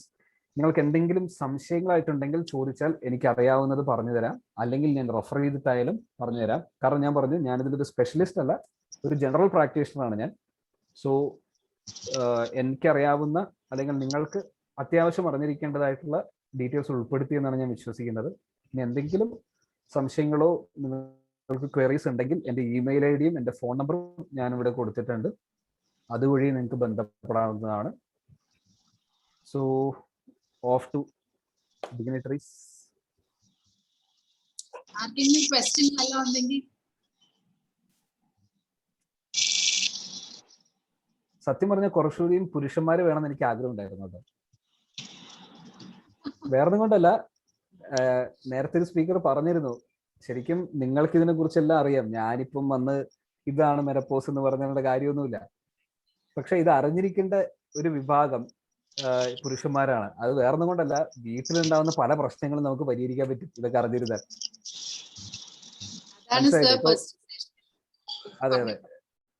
അല്ല, personal sharing വെച്ചത് തന്നെ ഞങ്ങളുടെ വീട്ടിലെ പ്രശ്നം പകുതി solve ചെയ്യാനാണ്. നല്ല കാര്യം. അല്ലെങ്കിൽ ഇടയ്ക്ക് കറിക്ക് ഉപ്പ് കൂടി, അല്ലെങ്കിൽ ഇവിടെ എനിക്ക് ഉറങ്ങാൻ സമ്മതിക്കുന്നില്ല എന്ന് പറഞ്ഞ് പല ജഗട ഉണ്ടാവാനുള്ള സാധ്യതയുണ്ട്.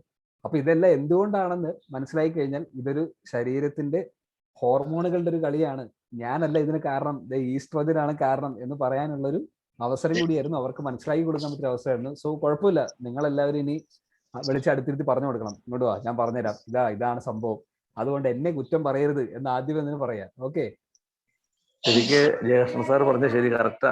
ശരിക്കും പുരുഷന്മാരായിരുന്നു കൂടുതൽ വരണ്ടായിരുന്നത് തന്നെ. അതെ. ശരിക്കും അവര് അത് കേട്ടകളാണ്. കാരണം ഞാൻ ഇതിനെ പറ്റി കുറച്ചൊക്കെ പഠിച്ചിട്ടുള്ള ആളായതുകൊണ്ട് എനിക്ക് പ്രശ്നമില്ല. പക്ഷെ ശരിക്കും കേൾക്കേണ്ടത് പുരുഷന്മാർ തന്നെയായിരുന്നു. അങ്ങനെയുള്ള ചില പ്രശ്നങ്ങളൊക്കെ വരുമ്പോൾ അവർക്ക് ബുദ്ധിമുട്ടുകൾ വരുമ്പോൾ നമ്മളവര് എന്താണ് ഇങ്ങനെ എന്നൊക്കെ നമ്മൾ ചിന്തിച്ച് പോകുന്നതിനേക്കാൾ ഉപരി അത് കേൾക്കുമ്പോൾ കൂടുതൽ നല്ലതായിരിക്കും. അതാണ് ഏറ്റവും നല്ലത്. നല്ലൊരു കാര്യമായിരുന്നു അത്. നമ്മളെ സംബന്ധിച്ച് പുരുഷന്മാർ വളരെ കുറവാണ്. എന്നാൽ സാരമില്ല, പറഞ്ഞു കൊടുക്കട്ടെ. പിന്നെ ഇതിന്റെ മരുന്നുകളെ, നമ്മുടെ ഈ മരുന്നുകളൊക്കെ സ്ഥിരമായിട്ട് കഴിക്കണ്ട എന്ന് പറഞ്ഞെങ്കിൽ പോലും ഇത് നമ്മളിങ്ങനെ ഒരു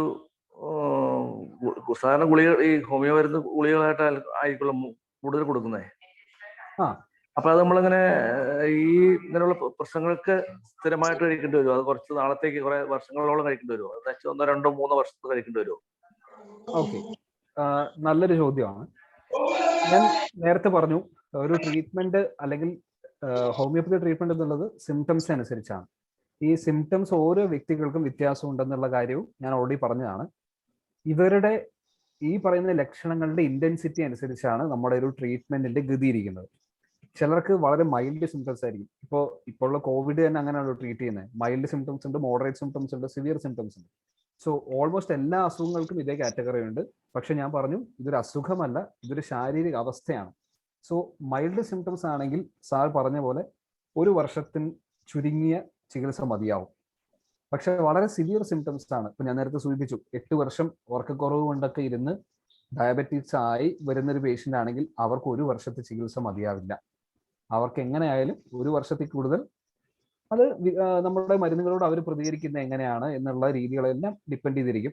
പക്ഷെ എന്നാലും 1 വർഷത്തെ ചികിത്സ അവർക്ക് മതിയാവില്ല. വളരെ സിവിയർ ആയിട്ടുള്ള കേസുകൾക്ക് ദീർഘകാലം 2 or 3 വർഷങ്ങൾ കഴിക്കേണ്ടി വരാം. പക്ഷെ ആജീവനാന്തകാലം കഴിക്കേണ്ടി വരില്ല. അതാണ് ഞാൻ ഉദ്ദേശിച്ചത്. സിംറ്റംസിനെ ഡിപ്പെൻഡ് ചെയ്തിരിക്കും സാർ. പിന്നെ ഞാൻ വേറെ ഇതിനോട് അനുബന്ധിച്ച് ഇതിനോട് ചേർത്ത് വേറൊരു ചോദ്യം ചോദിച്ചോട്ടെ. ഇതിനകത്തോട്ട് അതായത് നമ്മളിപ്പോ കോവിഡിന്റെ ഒരു രൂക്ഷമായ പ്രശ്നങ്ങൾ ഉണ്ടല്ലോ ഇപ്പൊ എല്ലായിടത്തൊക്കെ. അപ്പോ ഞാൻ ശരിക്കും പറഞ്ഞ 32 കൊല്ലം സർക്കാർ സർവീസിൽ ആരോഗ്യവകുപ്പിൽ വർക്ക് ചെയ്തതായിരിക്കും. പക്ഷെ ഇംഗ്ലീഷ് മരുന്നിനോട് എനിക്ക് താല്പര്യം അന്നുമില്ല എന്നുമില്ല. ഞാനിപ്പോഴും ഈ കോവിഡിന്റെ പീരീഡിൽ ഞാൻ ഹോമിയോ മരുന്ന് കഴിച്ചുകൊണ്ടിരിക്കുക. നമ്മുടെ എന്റെ മകനും മകന്റെ ഭാര്യയ്ക്കും വന്നിരുന്നതാണ്. അപ്പൊ ഞങ്ങൾ ഹോമിയോ തന്നെ കഴിച്ചത് അതിനകത്ത് കൂടുതലായിട്ട്. പിന്നെ അത്യാവശ്യം ഡോക്ടറുടെ അടുത്ത് പോയി ചില മരുന്നുകൾ കഴിച്ചു എന്നല്ലാണ്ട് ഞങ്ങൾ കൂടുതലും ഇപ്പോഴും കഴിക്കുന്നത് ഹോമിയോ മരുന്ന് പ്രിവെന്റീവ് ആയിട്ട് കഴിക്കുന്നത്. അപ്പോൾ ഈ കോവിഡിനെ സംബന്ധിച്ച് അത് വളരെ എഫക്റ്റീവ് അല്ലേ എന്നുള്ളൊരു ഇത് എനിക്ക് സംശയം എന്ന് വെച്ച് കഴിഞ്ഞാൽ, ഞാൻ മറ്റുള്ളവർക്ക് വേണ്ടി പറയുന്നതാണ്, ഞങ്ങൾക്ക് സംശയമൊന്നുമില്ല, ഞാനത് കണ്ട കഴിക്കുന്നത്. അതൊരു എന്റെ കൂടെ ചേർത്ത് പറയാൻ പറ്റുമെങ്കിൽ നല്ലതായിരുന്നു. തീർച്ചയായും. വളരെ ഷോർട്ടായിട്ട് ഞാൻ പറയാം.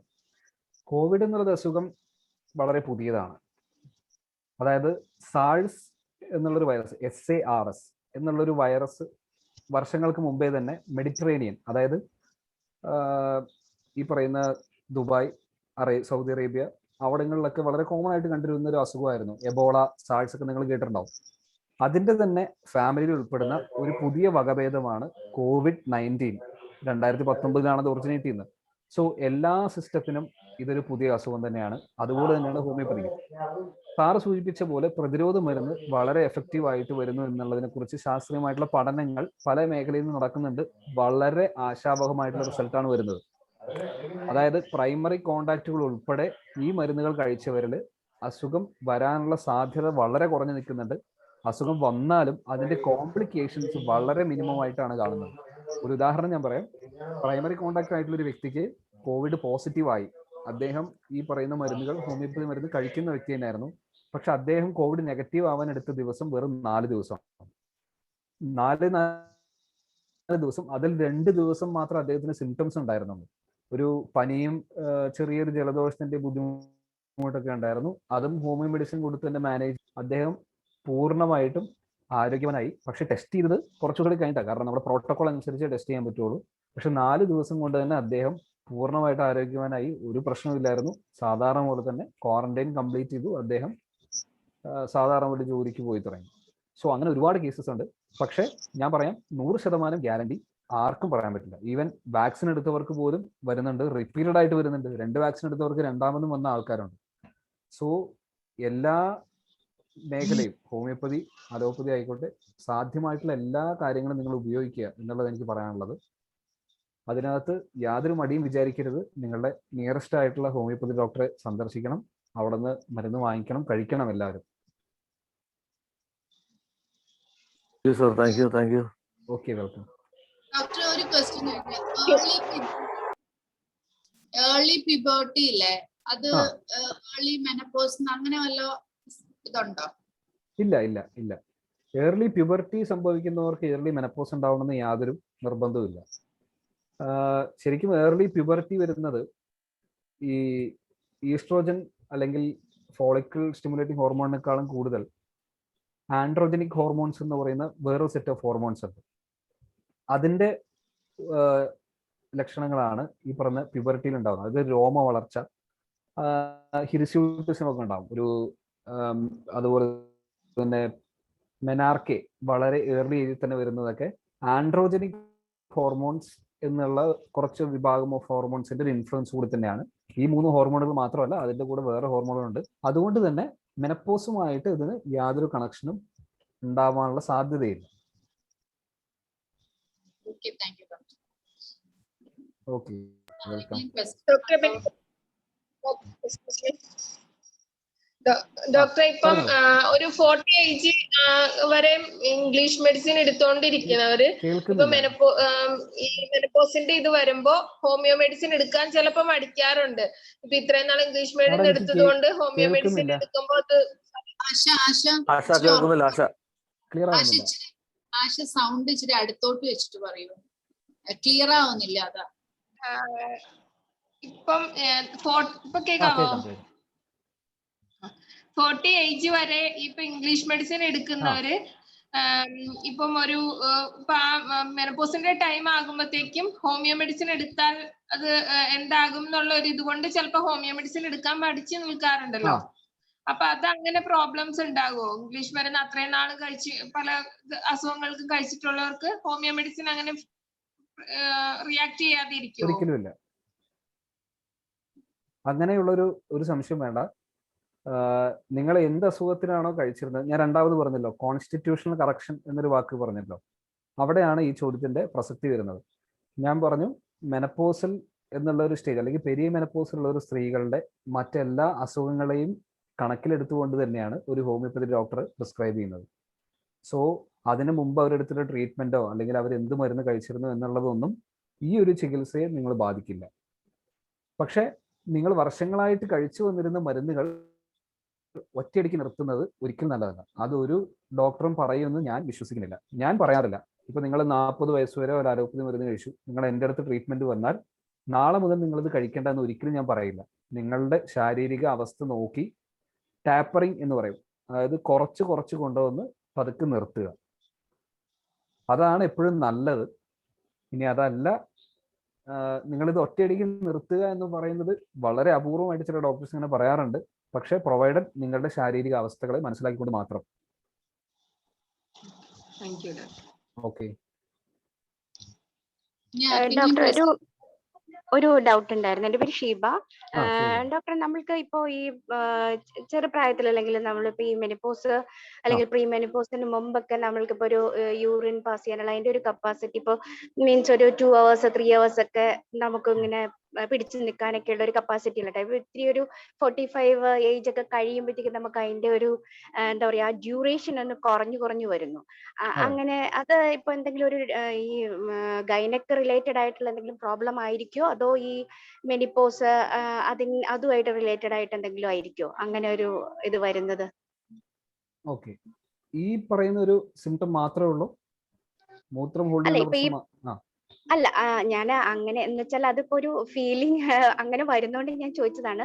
അതിപ്പോ പൊതുവെ പറയുമല്ലോ, ഇപ്പൊ പ്രായമായി കഴിഞ്ഞാൽ അങ്ങനെ ഒരു കപ്പാസിറ്റി കുറയും, നമുക്ക് എപ്പോഴും യൂറിൻ പാസ് ചെയ്യാനുള്ള ഒരു ഫീലിംഗ് വരും എന്നുള്ളൊരു ഇത്. അതിപ്പോ ഇങ്ങനെ ഈ മെനിപ്പോസിനുമായിട്ട് റിലേറ്റഡ് ആയിട്ടുള്ള ഒരു പ്രോബ്ലം ആയിട്ട് വരുമോ അങ്ങനെ ഒരു കേസ്?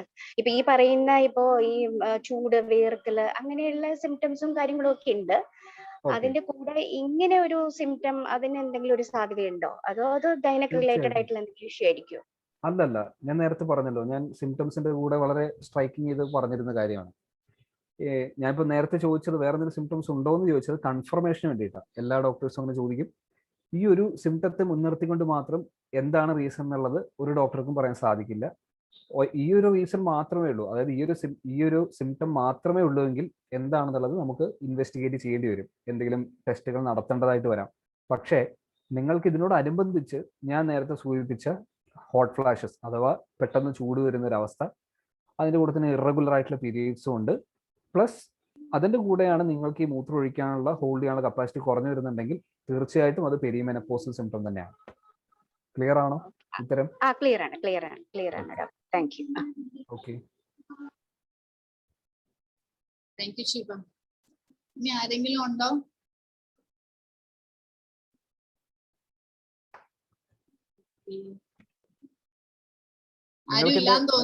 കോണ്ടാക്ട് ഡീറ്റെയിൽസ് നിങ്ങളുടെ ഗ്രൂപ്പിലേക്ക് ഷെയർ ചെയ്യുകയാണെങ്കിൽ എന്ത് ഹെൽത്ത് ഡൗട്ട്സ് ആണെങ്കിലും.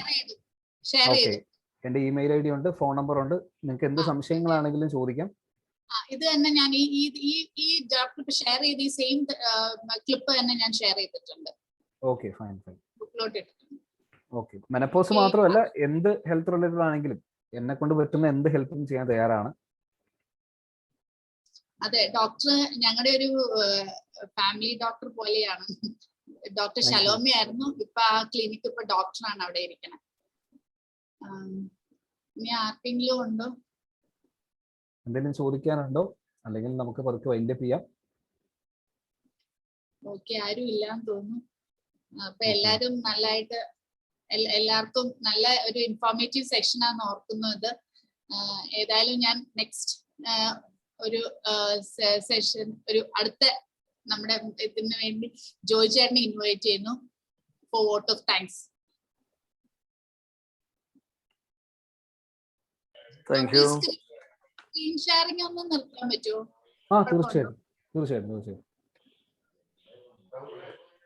Okay. എല്ലാവർക്കും നമസ്കാരം.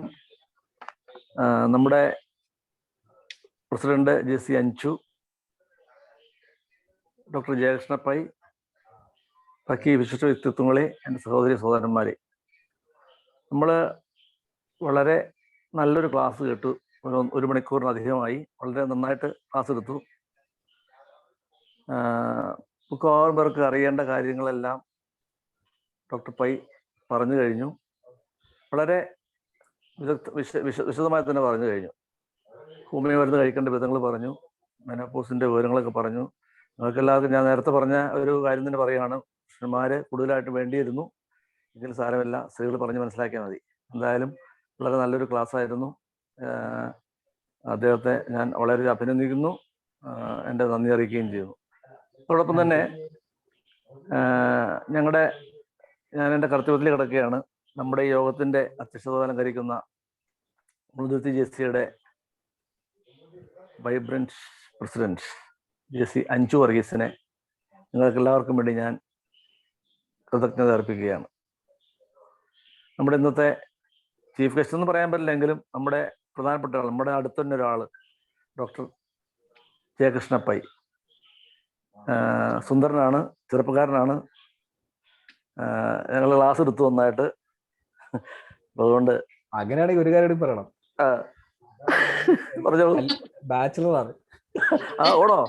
ഓക്കെ. അയ്യോ, ഞങ്ങളുടെ JCയിൽ ആരും ഇല്ല കേട്ടോ. അതെ, തമാശ പറഞ്ഞത്. അല്ല, ഇങ്ങനെയുള്ളൊരു സബ്ജക്ട് ഹാൻഡിൽ ചെയ്യാൻ പറയുമ്പോ ഞാൻ ഇങ്ങനെ ആലോചിച്ചു, പറ്റിയ ആളില്ല ഈ കൂടുതൽ ആരും ഇല്ല. ഓക്കെ, അപ്പോ സാറിന് വളരെയധികം നന്ദി. ഈ ഞങ്ങൾ മുളുതുരുത്തി JCയെ കൊണ്ട് പ്രത്യേകം അറിയിക്കുകയാണ്. ഇനി ഞങ്ങൾക്ക് സംശയങ്ങളുണ്ടെങ്കിൽ ചോദിക്കാമെന്ന് സാറ് പറഞ്ഞിട്ടുണ്ട്. വളരെയധികം നന്ദിയുണ്ട് ആ കാര്യത്തിലും. തീർച്ചയായിട്ടും ജയകൃഷ്ണൻ സാറിന് എല്ലാവിധ നന്ദിയും അർപ്പിക്കുന്നു. അതുപോലെ തന്നെ ഞങ്ങളുടെ JFP Arjun K Nair, SWP Nelson sir, അവരൊക്കെ ഇതിനകത്ത് കയറിയിട്ടുണ്ടെന്ന് എനിക്ക് തോന്നുന്നു. അതെല്ലാവർക്കും പ്രത്യേകം നന്ദി അറിയിക്കുന്നു. അതുപോലെ തന്നെ പ്രയാസിന്റെ അംബാസഡർ JC സിന്ധു മേനോനാണ്. മാഡത്തിന് ഞാൻ നിങ്ങൾക്ക് എല്ലാവർക്കും വേണ്ടി, നമുക്ക് ഓരോരുത്തർക്കും വേണ്ടി കൃതജ്ഞത അർപ്പിക്കുകയാണ്. പിന്നെ നമ്മുടെ അവരുടെ അടുത്തുള്ള ശ്രീവിദ്യ ഹരീഷ്, സോൺ ഡയറക്ടറാണ് JC വിങ്ങിന്റെ. മാഡത്തിന് ഞാൻ നിങ്ങൾക്ക് ഓരോരുത്തർക്കും വേണ്ടി ഹാർദവമായ കൃതജ്ഞത അർപ്പിക്കുന്നു. നമ്മുടെ JC ആശാ സൂരജിന് പ്രത്യേകം നന്ദി പറയേണ്ട ആവശ്യമൊന്നുമില്ല, എങ്കിൽ പോലും നമ്മുടെ JC ആണ്. എങ്കിലും ഈ ഒരു സന്ദർഭികമായിട്ട് ഞാൻ നന്ദി അർപ്പിക്കുന്നു എന്ന് മാത്രമേ ഉള്ളൂ. പിന്നെ അതിനേക്കാൾ ഉപരി എനിക്കിനി പറയാനുള്ളത്, ഈ പ്രയാസ് എന്ന് പറയുന്ന ഈ പ്രോഗ്രാമിൽ ഏറ്റവും പ്രയാസമുള്ളൊരു കാര്യം തന്നെയാണ് ഞാൻ നന്ദി പറയേണ്ട കാര്യം. പ്രയാസിന്റെ ഈ 7 ദിവസങ്ങളിൽ വളരെ എല്ലാ ദിവസവും കൃത്യമായിട്ട് വരികയും ക്ലാസ് എടുക്കുകയൊക്കെ ചെയ്ത ഒത്തിരി ആളുകളുണ്ട്. 7 പേരുണ്ട് അതിനകത്ത്.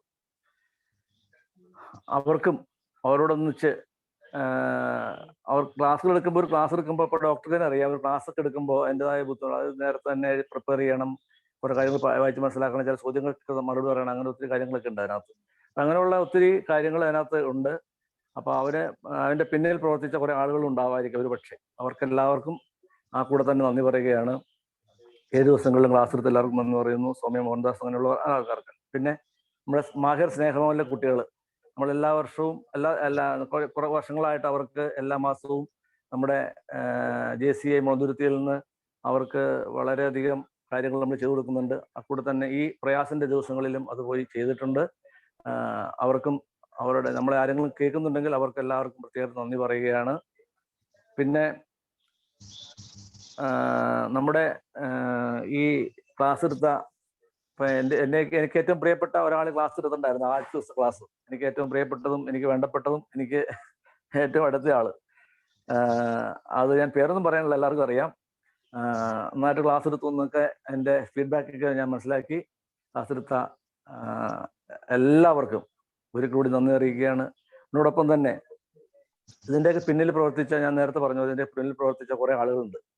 ഇപ്പൊ അഞ്ജു, നമ്മുടെ പ്രസിഡന്റ്, ശരിക്കും പറഞ്ഞാൽ എനിക്ക് തോന്നണേ ഈ ഒരു വർഷമായിട്ട് ഉള്ളിൽ ഉറക്കത്തിൽ അഞ്ജുവിനെ ഞെട്ടി എണിച്ചു കഴിഞ്ഞാൽ JC എന്ന് പറഞ്ഞിട്ട് എണിക്കണേ എനിക്ക് തോന്നണേ. അതുപോലെ എല്ലാ കാര്യത്തിലും JC. അതിന്റെ പിന്നിലൊരാളുണ്ട്, അത് ബാക്കിൽ ഇരിക്കുകയാണ് ആള്. നമുക്കറിയാം ഗൂഗിൾ മാൻ നമ്മൾ അറിയപ്പെടുന്ന ആളിനെ അത് പുറകിലുണ്ടെങ്കിൽ പോലും അഞ്ജു വളരെയധികം അത് ഈ ജയശ്രീറ്റിനെയൊക്കെ ഒന്ന് അവരുടെ സമയങ്ങളെല്ലാം വിളിച്ചു പറയുകയും അതുപോലെ തന്നെ അവരെ ഉണർത്തുകയും അവർക്ക് ചിലപ്പോ ഉച്ചയ്ക്കായിരിക്കും ചിലപ്പോൾ വിളിക്കുന്നത്, ഉച്ചയ്ക്ക് വിളിച്ചിട്ടായിരിക്കും ചിലപ്പോൾ ഈ കാര്യങ്ങൾ പറയണത്. അന്നേരം ആ സമയത്തൊക്കെ അവര് കൃത്യമായിട്ട് വരികയും പിന്നെ പോരെങ്കിൽ പ്രത്യേകിച്ച് എല്ലാവരും കോവിഡിന്റെ സമയത്ത് ഇപ്പൊ എല്ലാവരും ഒക്കെ ഇരിക്കുകയാണെങ്കിൽ പോലും എല്ലാവർക്കും പണിയൊക്കെ ഉണ്ട്, ഇഷ്ടംപോലെ പണിയൊക്കെ ഉണ്ട്. ആ സമയത്താണെങ്കിൽ പോലും ഉച്ചയ്ക്ക് ഒക്കെ വിളിച്ച് ക്ലാസ്സുകൾ എടുക്കുന്ന കാര്യങ്ങൾ പറയാനൊക്കെ ആയിട്ട് അഞ്ചു വിളിക്കുമ്പോൾ എല്ലാവരും ശ്രദ്ധിക്കുന്നുണ്ട്, എല്ലാവരും വരുന്നുണ്ട് അതിനകത്ത്. അതുകൊണ്ട് അവരെല്ലാവരെയും ഊണലുറക്കത്തിലും JC എന്ന് പറഞ്ഞ് നടക്കുന്ന നമ്മുടെ എല്ലാ അംഗങ്ങളെയും പ്രത്യേകം നന്ദി അറിയിക്കുകയാണ് ഞാൻ. അതുപോലെ തന്നെ നമ്മുടെ ഈ ഇന്നത്തെ യോഗത്തിൽ അറ്റൻഡ് ചെയ്ത എല്ലാവർക്കും ഹൃദയത്തിന്റെ ഭാഷയിൽ നന്ദി അർപ്പിക്കുന്നു. പ്രത്യേകിച്ച് JK ഹോമിയോപ്പതിയിലെ ഡോക്ടർ ജയകൃഷ്ണ പൈക്ക് വീണ്ടും ഒരിക്കൽ കൂടി നന്ദിയുടെ പൂച്ചെണ്ടുകൾ അർപ്പിച്ചുകൊണ്ട് എല്ലാവർക്കും ഒരിക്കൽ കൂടി നന്ദി പറഞ്ഞു നിർത്തുന്നു. നന്ദി, നമസ്കാരം. താങ്ക് യു ജോയിച്ചേട്ടാ. Doctor thank you so much. Doctor എല്ലാ ദിവസവും പാർട്ടിസിപ്പേറ്റ് ചെയ്യണ കുറെ പേരുണ്ട് ഇതിനകത്ത്. ഓക്കെ എല്ലാവരും ഞാൻ അപ്രീഷിയേറ്റ് ചെയ്യുന്നു. ഞാൻ തുടക്കത്തിൽ തന്നെ ഞാൻ ഡോക്ടറിന് ഇത് അയച്ചില്ലായിരുന്നല്ലോ ഞങ്ങളുടെ ഓരോ ദിവസത്തെ, ഞാനത് അയക്കണ്ടോ? Okay, thank you once again. Thank you for doctor വീട് എവിടെയായിട്ടാ? ഞാൻ ഇപ്പൊ താമസിക്കുന്നത് കുരിക്കാട് എന്ന് പറയും. കുരിക്കാട് എന്ന് പറയല്ലേ? ശരി. ഇനിയിപ്പോ ഡോക്ടർ ബാച്ചിലറാന്ന് പറഞ്ഞില്ലേ? അപ്പൊ ഞങ്ങളെയൊക്കെ കല്യാണമൊക്കെ വിളിക്കണം. തീർച്ചയായിട്ടും ഇപ്പൊ വിളിക്കാൻ പറ്റിയ സമയമാണ്. അതെപ്പോ വിളിക്കാൻ പറ്റിയ സമയമാണ്, കറക്റ്റാ. പിന്നെ ഞങ്ങളുടെ JC-നെ പറ്റി അറിയാലോ അല്ലേ? അറിയാം. ഞാൻ ആക്ച്വലി ഈ പ്രോഗ്രാമിന് ഇൻവൈറ്റ് ചെയ്തപ്പോ തന്നെ JCI കാലിക്കറ്റില് ഒരു റോബോട്ട് ഇതിനെ കുറിച്ച് എക്സ്പ്ലെയിൻ ചെയ്യുന്ന ഒരു വീഡിയോ ഒക്കെ ഞാൻ കണ്ടിരുന്നു. ഇന്ന് രാവിലെ തോന്നുന്നു. വീഡിയോ ഓൺ ആക്കി നെൽസൺ സാറിന് എനിക്കൊരു ഫോട്ടോ എടുക്കാൻ. ആരുടെയാ? എല്ലാരും പറ്റുന്നവരൊന്ന് വീഡിയോ ഓൺ ആക്കുമായിരുന്നു, ഒരു ഫോട്ടോ എടുക്കാൻ. സൂരജ്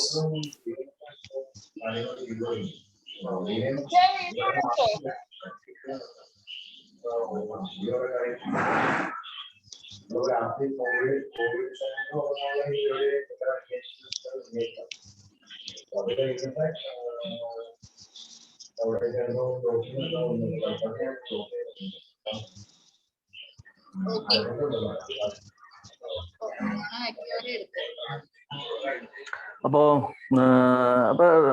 JC-യെ പറ്റി പ്രത്യേകിച്ച് പറയുകയാണെങ്കിൽ ഒത്തിരി ഉണ്ട്. കാരണം JC എന്ന് പറഞ്ഞാൽ ലോകത്ത് 130 രാജ്യങ്ങളിലുള്ള വലിയൊരു സംഘടനയാണ്, യുവാക്കളുടെ സംഘടനയാണ്, എന്നെ പോലുള്ള യുവാക്കളുടെ സംഘടനയാണ്. അതുകൊണ്ട് പറ്റുമെങ്കിൽ തൊട്ടടുത്തുള്ള JC-യിൽ അംഗത്വം എടുക്കുക, പറയാനുള്ള കാര്യം. ഞങ്ങള് ഹാർദമായി സ്വാഗതം ചെയ്യുകയാണ് മുന്തിരത്തിലേക്ക് ഞങ്ങൾ സ്വാഗതം ചെയ്യുകയാണ്. ആലോചിക്കുക. തീർച്ചയായിട്ടും. Thank you. ഡോക്ടർ. ഞാൻ വന്നോളാം ക്ലിനിക്കില്. ഓക്കെ അപ്പം ലീവ് ചെയ്യാലോ അല്ലേ? എന്തോ ലീവ് ചെയ്യാം. Okay, thank you once again. Thank you. Okay, by.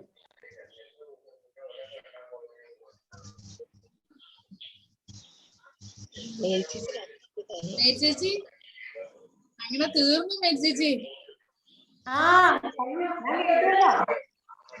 അങ്ങനെ തീർന്നു. പ്രയാസമുള്ള 7 ദിവസങ്ങൾ തീർന്നു. നെൽസൺ സാറിന്റെ കൂടെ ഓക്കെ. ഞാൻ ലീവ് ചെയ്തോട്ടെ. ഞാൻ ഇടയ്ക്ക് മറ്റോ അറ്റൻഡ് ചെയ്തിരുന്നു. ശരി. അപ്പം അടിപൊളി പരിപാടികളായിരുന്നു. ചെറിയ സമയത്തിനുള്ളിലായിരിക്കും എല്ലാരെയും വിളിക്കുന്നത്. അപ്പത്തേക്കിന് എല്ലാരും അവർ റെഡിയാ. അതായത് 7 ദിവസം നടത്തിയത് എനിക്ക് വേറെ അധികം പേര് നടത്തിയെന്ന് അറിയില്ല. നമ്മളെ വേറെ അതൊന്നും കണ്ടില്ല. ഡിസ്ട്രിബ്യൂഷനൊക്കെ ആയിരുന്നു. അത് ഞങ്ങൾക്ക് കൊറോണ സമയത്ത് ഏറ്റവും വലിയ വന്ന വെല്ലുവിളി എന്താണെന്നറിയോ? ഞങ്ങൾ എപ്പോഴും ഡിസ്ട്രിബ്യൂട്ട് ചെയ്യുന്ന ഒരു കമ്പനിയുടെ ആയിരുന്നു. അത് മെഡിക്കൽ സ്റ്റോറിൽ പറഞ്ഞപ്പോ അവർക്ക് അത് അവിടെ ഇല്ല. പിന്നെ ഞങ്ങൾ ഉള്ളതെല്ലാം കൂടെ ഒരു നമ്പറാ ഞങ്ങൾ എപ്പോഴും കൊടുക്കണം. അതങ്ങ് കൊടുത്തു. അത്രയും ഷോർട്ടേജ് ആണെന്നാ പറഞ്ഞപ്പോ. ശരി, താങ്ക് യു. ലീവ് ചെയ്തോട്ടെ. Okay, sir. Okay okay okay thank you sir. Okay bye. Thank you. സണ്ണിക്ക് സംശയമില്ല സണ്ണി. സണ്ണിയേ സംശയമൊന്നുമില്ലായിരുന്നോ? ഇതൊക്കെ സണ്ണി അത് ശരി. ഏതാ എന്ത് സംശയം ഉണ്ടെങ്കിൽ ചോദിച്ചാൽ നമ്മൾ പറഞ്ഞു. നമുക്കൊരു ക്ലാസ് വെക്കണമെന്ന് പറയും. അതോ അണക്ക് മാത്രല്ലേ? എന്താ പേരിടുന്നേ? പേരെന്തെങ്കിലും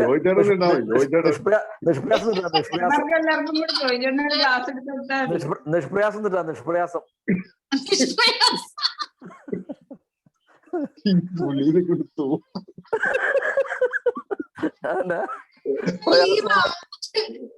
പ്രയാസത്തോളം നിഷ്പ്രയാസം അതല്ലേ നല്ലത്.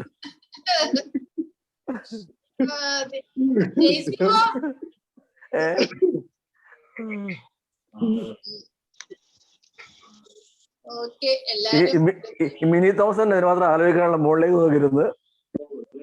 ഇത് മാത്രം ആലോചിക്കണല്ല,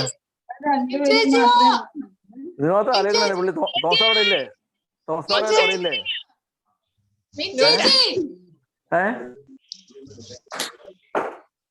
തോമസ് സാർ വന്നിരിക്കണാണോ? എന്നാ തോമസ് സാർ ഉറങ്ങിപ്പോയോ? തോമസ് സാർ ഉറങ്ങിപ്പോയോ? തോമസ് സാറ് മ്യൂട്ടാ. കേൾക്കുന്നില്ല. മ്യൂട്ടാ മ്യൂട്ട്.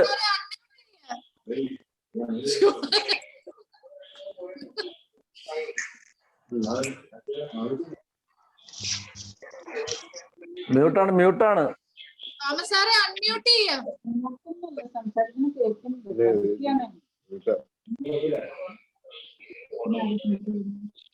ശരി മാത്രം കാണുള്ളൂ, ശരി മാത്രം കാണുള്ളൂ. തോമസ് സാറിന് ശരി മാത്രമേ കാണുള്ളൂ. മ്യൂട്ട് ചെയ്യാ, മ്യൂട്ടാണ്. ആ ഓ എന്റെ ദൈവമേ. പിന്നെ ഇപ്പൊ കേൾക്കാം സുന്ദരട്ടോ, ഇപ്പൊ കേൾക്കാം.